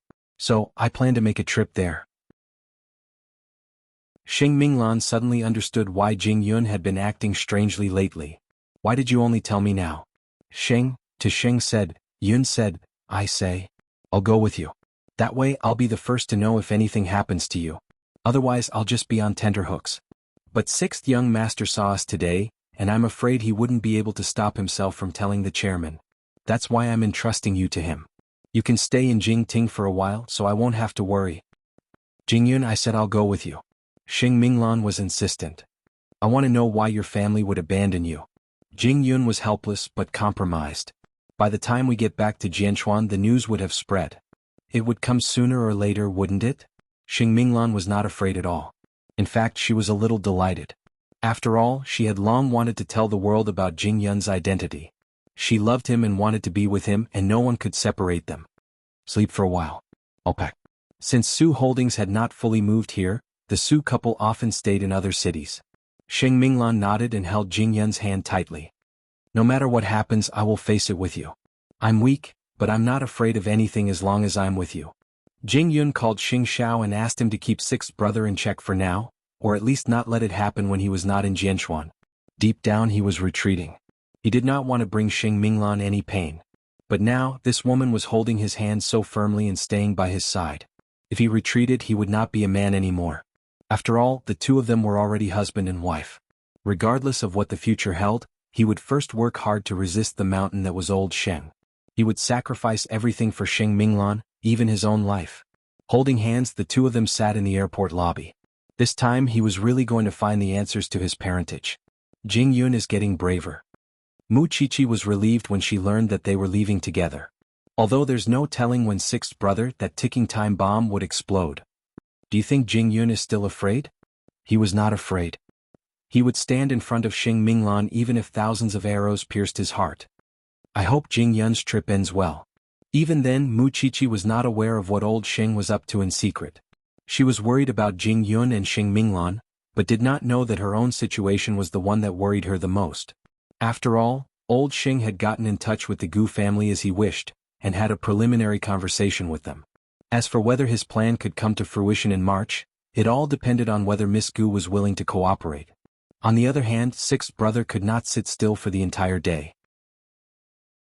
Mama Sheng had seen him walking past the old man's study many times, and it was easy to imagine how much the brat wanted to tell the old man about it.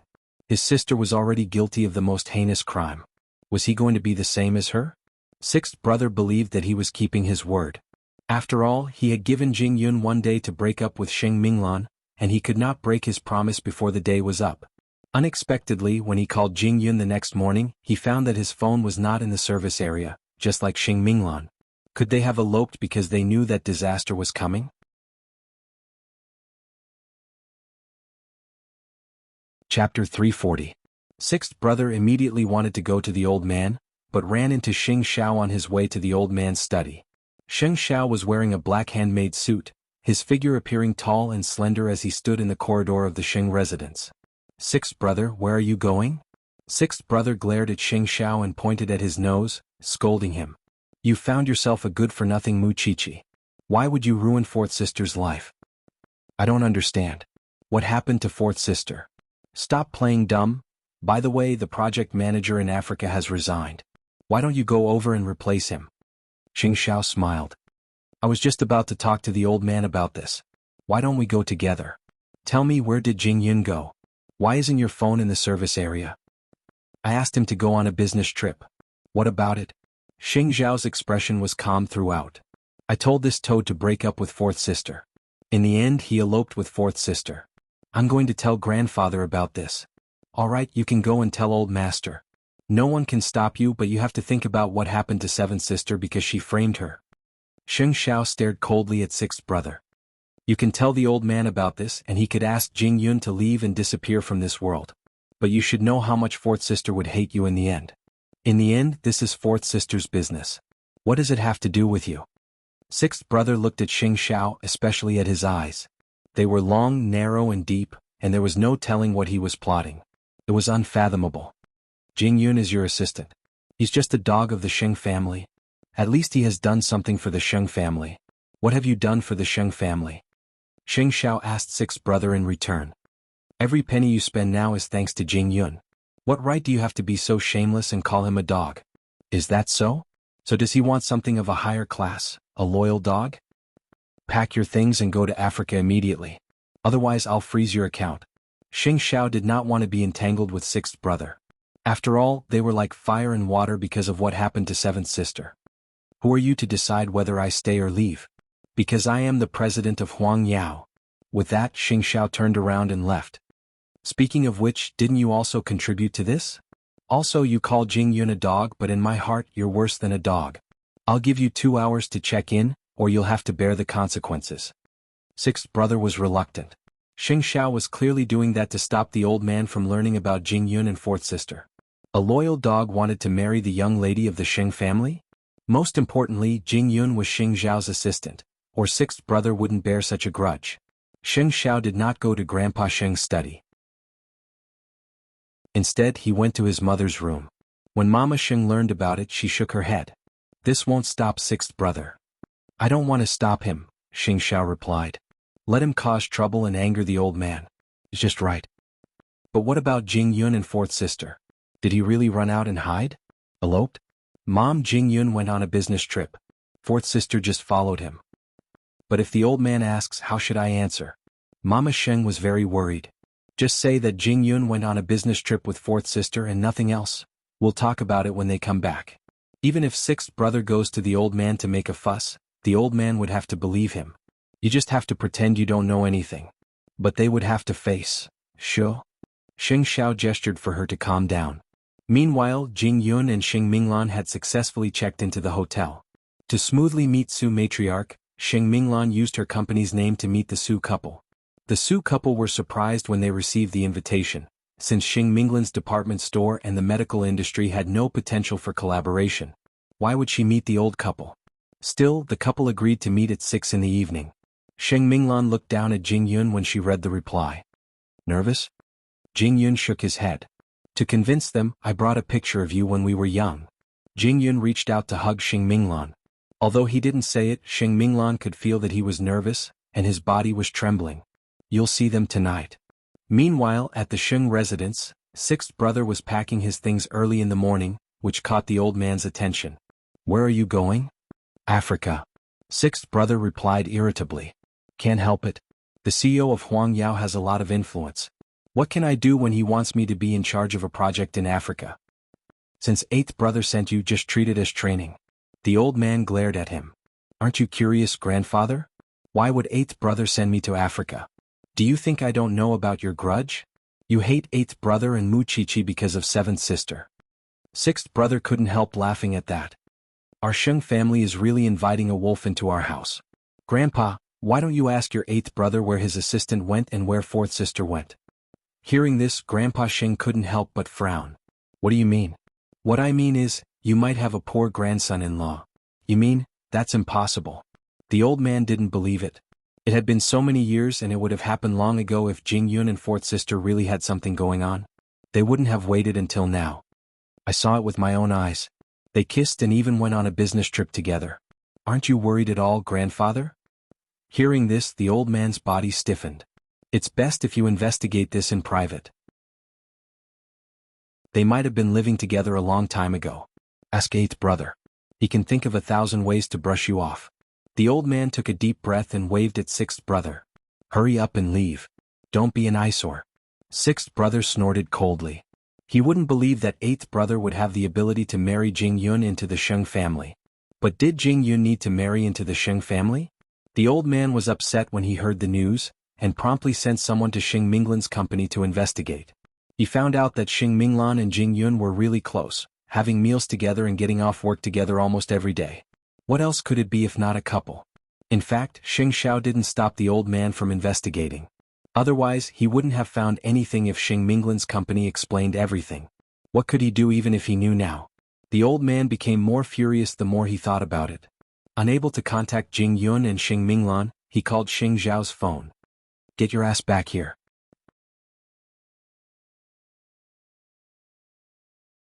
Chapter 341. What do you mean, old man? Xing Xiao asked in return. So angry in the middle of the day. Where's Jing Yun? On a business trip. What about fourth sister? How would I know where she is? Maybe she's on a business trip too. Xing Xiao answered cynically. Did you call me back just to ask about their whereabouts? Don't tell me you don't know about their relationship. I've already gone to fourth sister's company and found out that they're together. The old man stomped his walking stick. Xing Xiao, she's your sister. How could you let her be with your assistant? Don't you know how different their statuses are? Why are you getting mad at me? Do you have proof from the company? Jing Yun has a good relationship with fourth sister because she saved him, and they've been living with innocence all these years. If they had feelings for each other, they would have done it a long time ago. Why wait until now? I don't want to tell you anything now. I just want to know where fourth sister is. When she comes back, I won't let her leave the Sheng family, let alone be with those shady people. Xing Xiao and Mu Qiqi looked at each other, but neither said a word. What could he do to them now that Jing Yun and Xing Minglan were not in Jianchuan? I'm asking you, Xing Xiao. Where's fourth sister? The old man suddenly yelled at Xing Xiao. A daughter of the Sheng family would never be the wife of an assistant. I won't let her slit her wrists. And that assistant of yours. He's such a cruel and ungrateful thing. Xing Xiao could not be bothered to listen to him and left with Mu Qiqi. And the old man hated Xing Zhao's unruly behavior the most. He had been like that since he was young. He did not care if Xing Xiao would be obedient. As long as Miss Gu came to the Xing family, Xing Xiao could marry her and have a son and a daughter, and he would have completed the mission given to him by his ancestors. I'll let you be arrogant now, but when the time comes, let's see if you can still laugh. On the way back, Mu Qiqi couldn't help worrying. What should we do, Xiao Xiao? Judging from the old man's attitude, he would never allow those two to be together. Jing Yun will win. Xing Xiao caressed Mu Qiqi's hair to reassure her. Mu Qiqi trusted Xing Xiao and nodded in relief. Still, I can't help feeling a little nervous when I see Grandpa in a fit of rage. I wonder how things are on Jing Yun's side. If he wasn't a member of the Su family, would you have exposed their relationship? It's only a matter of time before he's exposed. It has nothing to do with Jing Yun being a member of the Su family. It's just that he has more leverage since he's a member of the Su family. If he's not a member of the Su family, how are we supposed to help them? Xing Xiao looked down at Mu Qiqi and could not help chuckling. Helping them escape. Ah? Idiot. Xing Xiao cursed softly. There was no need to fight Grandpa Xing head-on. They could find a place where no one knew them, get married and have children. When the Sheng family was reshuffled, would Grandpa Xing be able to stop them? Of course this was the last resort. It was 6 o'clock in the evening. The Su couple had arrived at the hotel as promised and met Xing Minglan. Both husband and wife looked very cultured, noble and elegant. After all, they were also successful people. Still, they appeared puzzled when they saw Xing Minglan. Miss Xing, Su Holdings and Huang Yao don't have much of a partnership to work with. I wonder if you... Xing Minglan said nothing, and simply took out the photo of her and Jing Yun from her handbag and put it in front of them. Madame Su was skinny but very spirited, wearing a cheongsam and exuding the aura of a noble family. On the other hand, Papa Su looked like a scholar, wearing glasses and a suit, and appeared to be very particular. Both of them were stunned when they took the photo. That's our third brother? When I was young, I found a boy who was about to freeze to death in a world of ice and snow. That's why I brought him home and made him my brother's playmate. Both husband and wife looked at the photo, with Madame Su crying out loud. My third brother. Husband, that's our son. But Miss Xing, to tell you the truth, we found our son 2 years ago and we did a DNA test. He's definitely our son. Papa Su said. Uncle, Auntie, you wouldn't mistake your son's appearance when he was young, would you? I think you two might have been fooled. Xing Minglan said. Well, where is this child now? Madame Su asked. He's outside, Jing Yun. Xing Minglan called out to the door of the private room. Jing Yun pushed the door open and entered. When the old couple saw Jing Yun, especially Madame Su, it was as if they were looking at their husband in his youth, and there was not much difference between them. Hence, her eyes reddened at once. Child? My child. Mama Su promptly rose to her feet and walked to Jing Yun, grabbing his arm and studying him from head to toe. She was even more certain when she saw the red birthmark beneath his earlobe. Old Su, that's our son. There's no mistaking it. But the one at home? That's easy, Uncle. You just need to do another DNA test in secret. You would definitely get the answer. Xing Minglan suggested. Papa Su nodded. In truth, he was more willing to believe that Jing Yun was his son, because he looked so much like him when he was young. Why did you only come to us now, my child? Jing Yun was unsure how to face his parents at once and simply answered them, I was abandoned on the streets of Jianchuan when I was young. I fell sick in the cold and snow. Minglan found me later and brought me back to the Sheng family. I don't remember much about my childhood after that. I lost you at the airport. How did you end up in Jianchuan? Jing Yun shook his head. I only remember that the person who abandoned me told me that I wouldn't be able to find my way home if I was 1,000 miles away. Who could be so cruel as to leave my son in the cold? Madame Su cried out. My child, this is my child, my poor child. Papa Su couldn't help tearing up as well. You don't know this, but your mother had searched every corner of the city just to find you. She had even asked around, but she didn't know that you were abandoned so far away. It's good that you're back. It's good that you're home. Jing Yun looked at his parents, especially his kind parents, and could not help but be moved. I'm sorry. Chapter 342. Don't be sad now that we're reunited, Uncle, Auntie. There would be many chances for us to share our feelings in the future. But the most important thing now is to find out what's going on with the impersonator. At Xing Minglan's reminder, Mama Su dried her tears and looked at her husband. Yihong was the one who found him. Su Yihong was Jing Yun's eldest brother, and the Professor Mu Qiqi saw giving a speech at Xingting University. We'll have to ask Yihong when we get home. Andy, I think you should quietly do the DNA test first. With the evidence in your hands, no matter who is lying to whom, at least you will know in your heart. Xing Minglan suggested. Papa Su found it reasonable at that. That's right. Whatever the reason, impersonating my son is a lie. Are we going to keep it a secret too? That would be best. It's a secret. Xing Minglan was a little more cautious, since Mama Su mentioned that Su Yihong was the one who found the impersonator. Where are you staying then? I want to see my son a few more times. You're not in a hurry to leave, are you? Mama Su quickly asked. We'll stay here until we get to the bottom of this. Xing Minglan dispelled Mama Su's concerns. Jing Yun wants to know who the culprit was who left him at Jianchuan. How dare they treat my son like this? I'll get justice for him. Papa Su was holding Jing Yun's hand tightly as well, apologizing profusely. It's all my fault. I lost you when we were fighting for the management rights, and I've blamed myself every day for all these years. I miss you every day. Jing Yun stared at his parents and eventually couldn't help holding them in his arms. I thought I was an orphan. Nonsense. You're not an orphan, you're the third young master of the Su family. I'll make it up to you. I'll give you the best in the world. Jing Yun's mood was very complicated. He never imagined that someone would impersonate him and deceive his parents. The Su couple stayed at the hotel until late at night, and would not have left if Xing Minglan hadn't reminded them. Don't show it before you get the DNA report. You wouldn't know how cunning the culprit is. Mama Su kept Xing Minglan's words in mind. On the way back, she had a discussion with her husband. I don't need a test to know that Jing Yun is our child. He looks so much like you in the past. Not only that, Miss Minglan also has a photo as proof. But when I think of our son wandering outside and suffering so much, my heart feels like it's being pricked by needles. Aren't I the same? Papa Su added. I knew that he was my son the moment I saw him, because I could feel the bond of blood between father and son. Madam, fourth Mrs. Reminder is right. Don't let the scoundrel continue to get his way. We have to keep calm and not show anything when we get home. Don't worry, I'll make sure these swindlers die a horrible death. After the couple finished their discussion, they quickly returned home. When they saw the imposter sitting in the living room playing with her phone, they walked over to her as usual. Mama Su carefully studied the birthmark behind the imposter's ear, only to realize that it looked more like a tattoo than a natural birthmark. Mom, Dad, where have you been? Why are you back so late? To see an old friend. Mama Su replied. It's getting late. Go to bed. The imposter nodded, picked up her phone and returned to her room. Soon, Su Yihong entered the house, exhausted. Dad, Mom.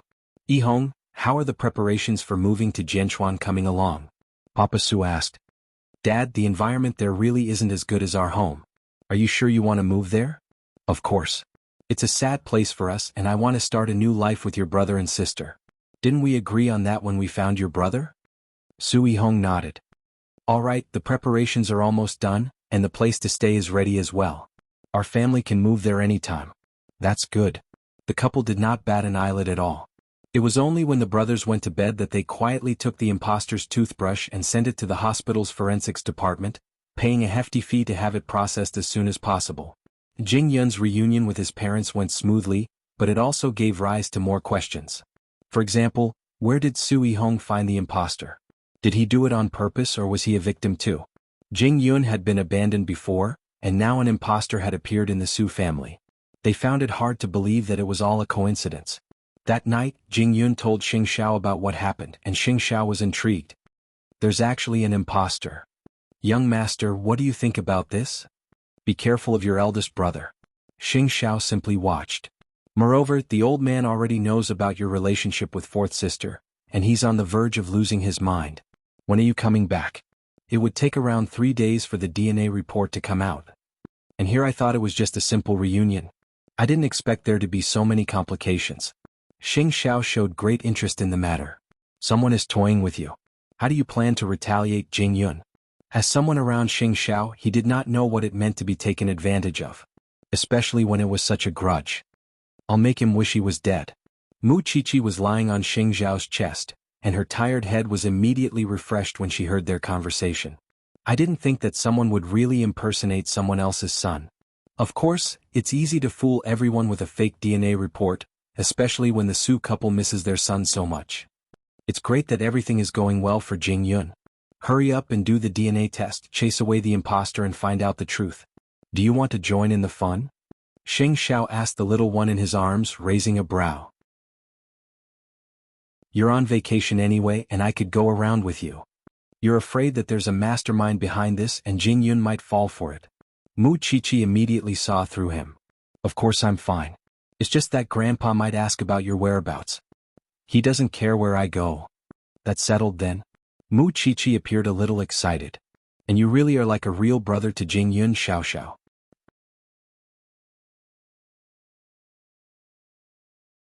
Chapter 343.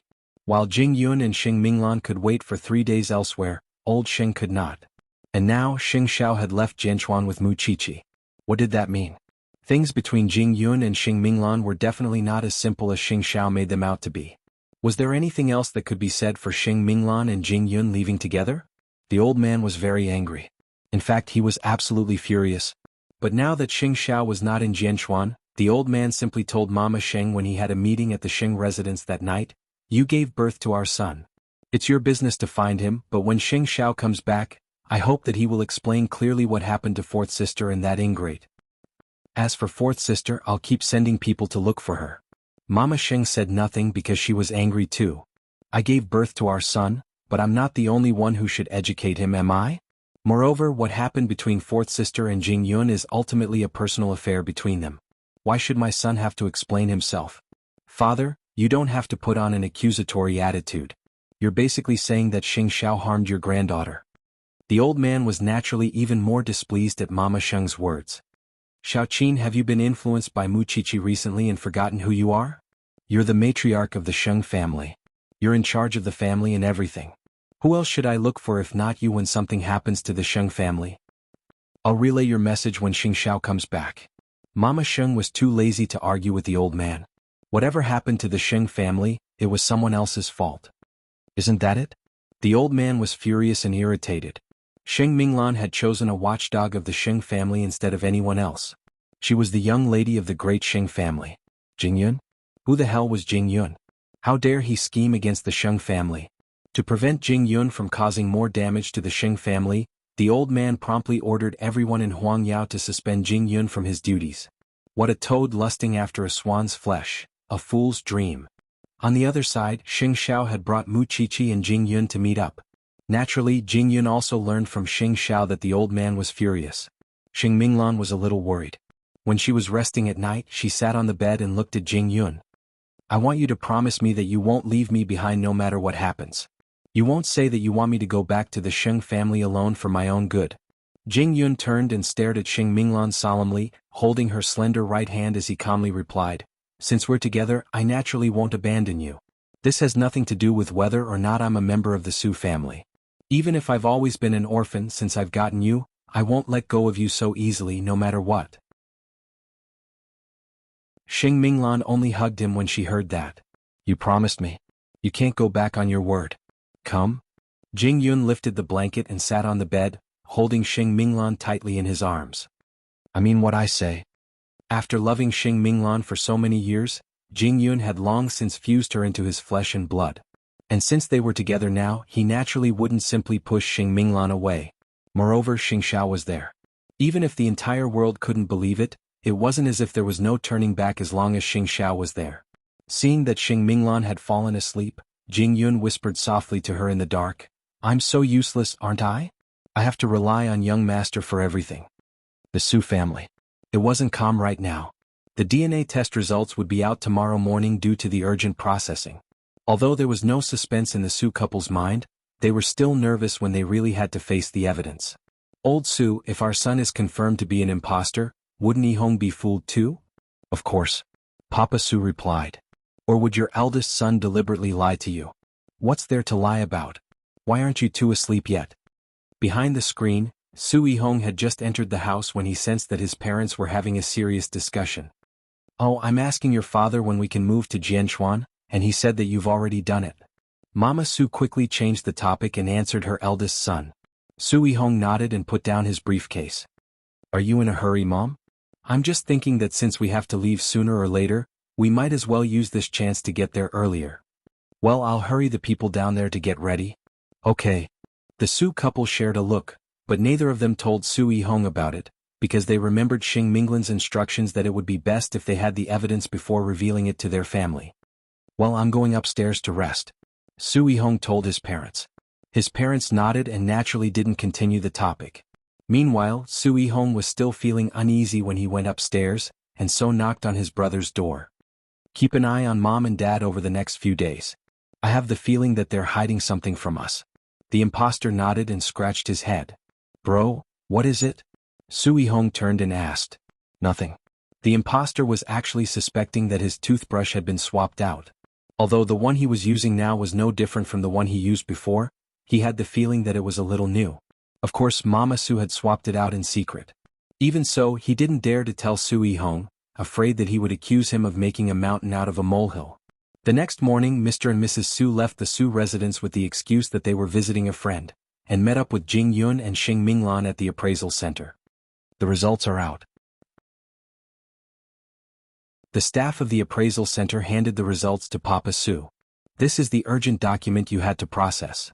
With the results, Papa Su deliberately opened it in front of everyone. Mama Su moved closer to read it too, and officially confirmed Jing Yun's identity. "You really are my son. There's no mistake. You are our son." Both husband and wife promptly embraced Jing Yun. Jing Yun hugged his parents as well, and led them away from the appraisal center. It was an expected outcome. Xing Minglan was pleased at that. "Jing Yun, can you still say you're an orphan now? This isn't the place to talk. Let's talk somewhere else." The family returned to the hotel where Jing Yun was staying, and closed the door to their discussion. "The results are out. The one in our house is definitely an imposter, but there are two questions now. First, how did the imposter contact Yihong? Second, how did the DNA test go unnoticed?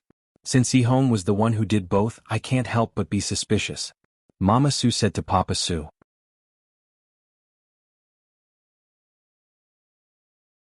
Chapter 344. "We could call the police right away if Yihong was tricked too," Mama Su said. "But, what if Yihong has something to do with it? Whatever the case may be, it's the greatest consolation that we have found our real son." Still, Jing Yun was very suspicious of his eldest brother, Su Yihong. After all, Xing Xiao had asked him to be wary of Su Yihong. Everything had been handled by him, and he would definitely be involved in this matter. So why would he find an imposter? "Well, Yifeng, come home with us," Mama Su told Jing Yun even as she wept. "I want to make it up to you after all the years you've suffered outside. I want to find out why I was abandoned before." Jing Yun answered Mama Su. "Our son is right. What if he hurts us again if we don't find the culprit?" Papa Su answered Mama Su seriously as well. "Whatever the case may be, we should deal with the imposter first and then talk to Yihong. I really don't know what Yihong is up to. He actually mistook his own brother for someone else." Jing Yun could see that the couple were calm and knew that they were thoughtful people. That was why he did not remind the couple or voice his doubts. Otherwise, Su Yihong would think that he was trying to sow discord between them. "Well, I'll have to trouble my son to stay in the hotel for now." "Fourth miss, is Yifeng's girlfriend?" Mama Su had a pair of sharp eyes and could see through their relationship at once. Blushing, Xing Minglan nodded. Mama Su held her hand and praised her profusely. "A young lady from a great family is so elegant and noble. No wonder Yifeng likes you. Moreover, you're my son's benefactor. I really don't know how to thank you." "You're being too serious, madam." Xing Minglan quickly held Mama Su's hand and comforted her. With the DNA certificate in hand, the Su couple's hearts were completely at ease. They wanted Jing Yun to return to his family as soon as possible, but Jing Yun felt that now was not the time. The couple chatted with Jing Yun for the entire day, and it was 10 o'clock in the evening when they finally left. That was when Xing Xiao came in with Mu Chichi from next door. "Although your identity has been confirmed, you're still a stranger to the Su family, and it's not appropriate for you to interfere. Therefore, you can leave the matter of the imposter to your parents. What you need to do is investigate your eldest brother, Su Yihong. Jing Yun, this shouldn't be difficult for you. You have to understand him from the moment he was born until now." "Young master, do you think that Su Yihong must be hiding a secret no one knows about?" Xing Xiao told Jing Yun confidently. Jing Yun trusted Xing Xiao. He had never made a mistake in judging people over the years, and this matter was so obvious. Before the imposter entered the Su family, he must have planned many detours to mislead the Su couple. "From the looks of it, your parents should be meticulous people, so they should know better than to deliberately provoke your eldest brother." Jing Yun nodded because he could sense that his parents were not impulsive people. "Moreover, you must explain your and fourth sister's current stance and the predicament you're facing when you meet them next time.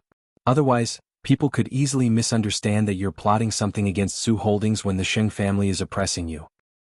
"I understand." Mu Chichi promptly worshipped her man from the bottom of her heart at Xing Zhao's words. After all, Xing Xiao was truly meticulous. He could see problems that others couldn't and put an end to them. It was no wonder why he never lost in the business world. On the way back, Mama Su showed her concern. "Old Su, why do I feel that there's something wrong with eldest brother? Before the impostor entered the family, we had tried to find third brother many times to get some clues, only to be cut off. Moreover, I've told you before that we're not looking in the right direction." Papa Su was silent for a long time at her words. "I hope that our theory isn't true. Whatever happens, we have to trust eldest brother on the surface." "I know what to do, Mom," Papa Su replied. When they reached home, Su Yihong and the impostor were having dinner. Mama Su gave Papa Su a look, and the two promptly understood. It was only after they had dinner that Papa Su sat on the sofa in the living room and asked the impostor, "Yifeng, call your brother down. I have something to say." "All right." The impostor nodded and went upstairs to call Su Yihong as well. "What is it, Dad?" Papa Su didn't seem to have anything to say when they were having dinner in the dining room. "I have something to ask you two brothers. Yihong, how did you find Yifeng back then?" Su Yihong's face fell. His entire body was breaking out in a faint sweat, his mind blanking. "I found Yifeng's birthmark by accident in a restaurant." Su Yihong reminded himself to calm down, and answered Papa Su's question with composure. "What about the DNA test? Did you do it yourself?" "Dad, what's going on today?" Su Yihong had an idea, and was afraid that his parents had discovered something. "I have a document here. Take a look." With that, Papa Su took out the document and put it in front of Su Yihong. "This is the latest DNA test report. This person before us isn't my son or your brother."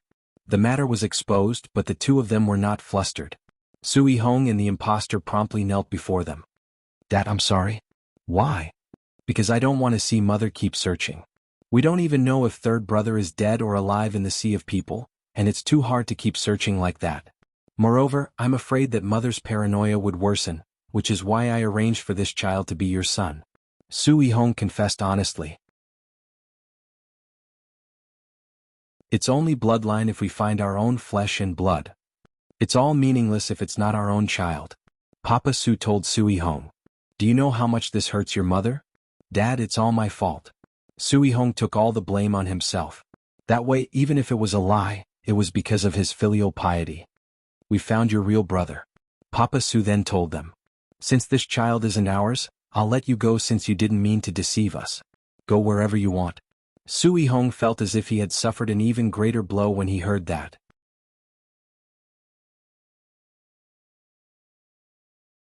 Chapter 345. Thank you, Uncle Su. I really didn't mean to lie to you, and thank you for your magnanimity. I really don't want your assets, I just want to help my brother. Saying all that now was meaningless. Papa Su did not trouble the man and simply let him go. To Su Yihong, however, he abruptly entered a level 1 state of alert. His younger brother was really lucky to find his way home from thousands of miles away. He was really lucky. "Since you found him, Dad, let's hurry and bring third brother home." Papa Su gave Su Yihong a long look before answering. "There's no hurry. We have to find out who abandoned my son in Jianchuan all those years ago." Did that mean that his younger brother couldn't remember what happened before? If that was the case, there was still a chance to turn things around. "That's good. I can't let my brother suffer in vain all these years. But I want to see my brother. I want to apologize to him. My elder brother didn't give up looking for him. It was only because my mother's mental state was not good at that time that I had to do this. Your brother will understand," Papa Su said, rising to his feet. "I know how to comfort your mother, so you don't have to explain anything to her. She wouldn't be upset if she remembers." "I know." "Well, I'm going upstairs to rest, Dad." Su Yihong slowly calmed down, his rationality slowly returning as well. Since his younger brother had appeared, he naturally had to meet him. Papa Su did not see anything in Su Yihong's eyes. After all, the impostor had appeared when his wife was in a daze, which was why it was understandable that Yihong would set up such a show to cure his mother's illness. "You're letting the impostor go just like that?" Mama Su asked Papa Su afterward. Papa Su explained everything to Mama Su, and only then dispelled her suspicions. "I can forgive Yihong if he really did it because of my illness. Moreover, the child didn't cause any trouble for the Su family after coming here, nor did he ask for money. Still, who was the one who abandoned Feng'er in Jianchuan? Could it be that your big brother really captured Feng'er to take revenge on you?" "I'll have to ask eldest brother about that," Papa Su said. "There's bound to be something." "Very well, let's have Yihong and Feng meet tomorrow. Let the two brothers properly nurture their relationship. The Su parents had let the impostor leave because Su Yihong had taken full responsibility for the consequences. Even so, Xing Xiao would not let go of such a good resource like the impostor. After the impostor left the Su residence and received his reward, he naturally had to return home. Moreover, the reason he had been so obedient in the Su residence before was because Su Yihong had been strict with him. Since he was already paid, he naturally didn't need to covet the Su family's assets. Otherwise, wouldn't he be left with nothing if Su Yihong exposed him? Xing Xiao ordered Jing Yun to capture them. Jing Yun naturally seized the opportunity. He had gotten hold of the man's information over the last 2 days, and now that he was dragging his luggage out so late at night, it meant that Papa Su was going to lay his cards on the table. What came next was naturally the interrogation. Who are you? The impostor couldn't help being shocked when he saw them after his blindfold was removed. You're kidnapping me. Then do you know who you've been impersonating over the last 2 years? Xing Xiao asked in return. The impostor did a double take before coming to a realization. You're the real young master of the Su family? Xing Xiao shook his head and pointed at Jing Yun beside him. That's the one. Still, tell me why you were captured to replace him 2 years ago. I'll double what Su Yihong paid you. The impostor was immediately moved. Are you sure you wouldn't harm me? Why would we do anything to you if you're all fake? Xing Xiao asked in return, sitting on the sofa. The impostor paused for a moment before nodding. I'll admit that Su Yihong hired me to impersonate the third young master of the Su family. He had me tattoo a birthmark on my ear, and to help me deceive everyone he even forged a DNA test. Madame Su was sick at the time and missed her son, which was why Su Yihong hired me. What else do you know? Xing Xiao pressed. The impostor did a double take and thought carefully before answering them. Su Yihong didn't seem to want to know about his own brother, and had the intention of having me take his place in the long run. Moreover, he even took back all information about Mr. and Mrs. Su's search for their son. That makes sense to Mr. and Mrs. Su, since they wouldn't have to leave messages all over the streets now that they've found their child. But Su Yihong is different. He knows that I'm fake. There's nothing unusual aside from that. Oh, and there's one more thing. Su Yihong's eldest uncle had come to him in private once. Since Mr. and Mrs. Su weren't around that day, Su Yihong thought that I'd gone out, but I didn't make a sound in my room. He only got rid of his suspicions when I climbed out the window and returned through the front door. The others had their own conclusions at that. You can leave, but I want to make sure that you and Su Yihong would have no contact. That's why we've recorded what you said just now. Brothers, I'm just asking for money.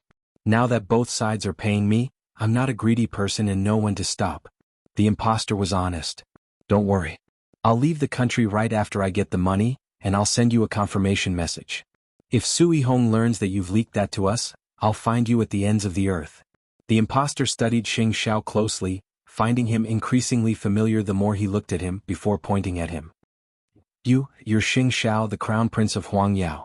At least you've got a good eye. As if discovering a new continent, the impostor's mouth gaped in shock, unable to say a word. Compared to Su Yihong, he was naturally more afraid of Xing Xiao. After all, the man was infamous. Don't worry. I wouldn't dare to offend the crown prince even if I had 10 guts. Xing Xiao would naturally let the impostor go since it was useless to keep him around. Still, he would send someone to monitor him at all times. It appeared that all the answers lay with Su Yihong, while Jing Yun was still investigating everything about Su Yihong. How much longer? Xing Xiao asked. Around 2 days. Jing Yun replied. Young master, I'm guessing that Su Yihong can't sit still. You would definitely want to meet me. Then meet him. It might even stimulate your memory and remind you of something. In Xing Xiao's mind, he had already convicted Su Yihong. You're tuning in to the Han Li's Wuxia Chronicles YouTube channel. We're so grateful for your support, and don't forget to subscribe to join us on this incredible journey through captivating stories. Your generosity through donations truly makes a world of difference, as it's the primary source of revenue that allows me to expand and enhance this channel for you. Thank you from the bottom of my heart for being a part of this adventure.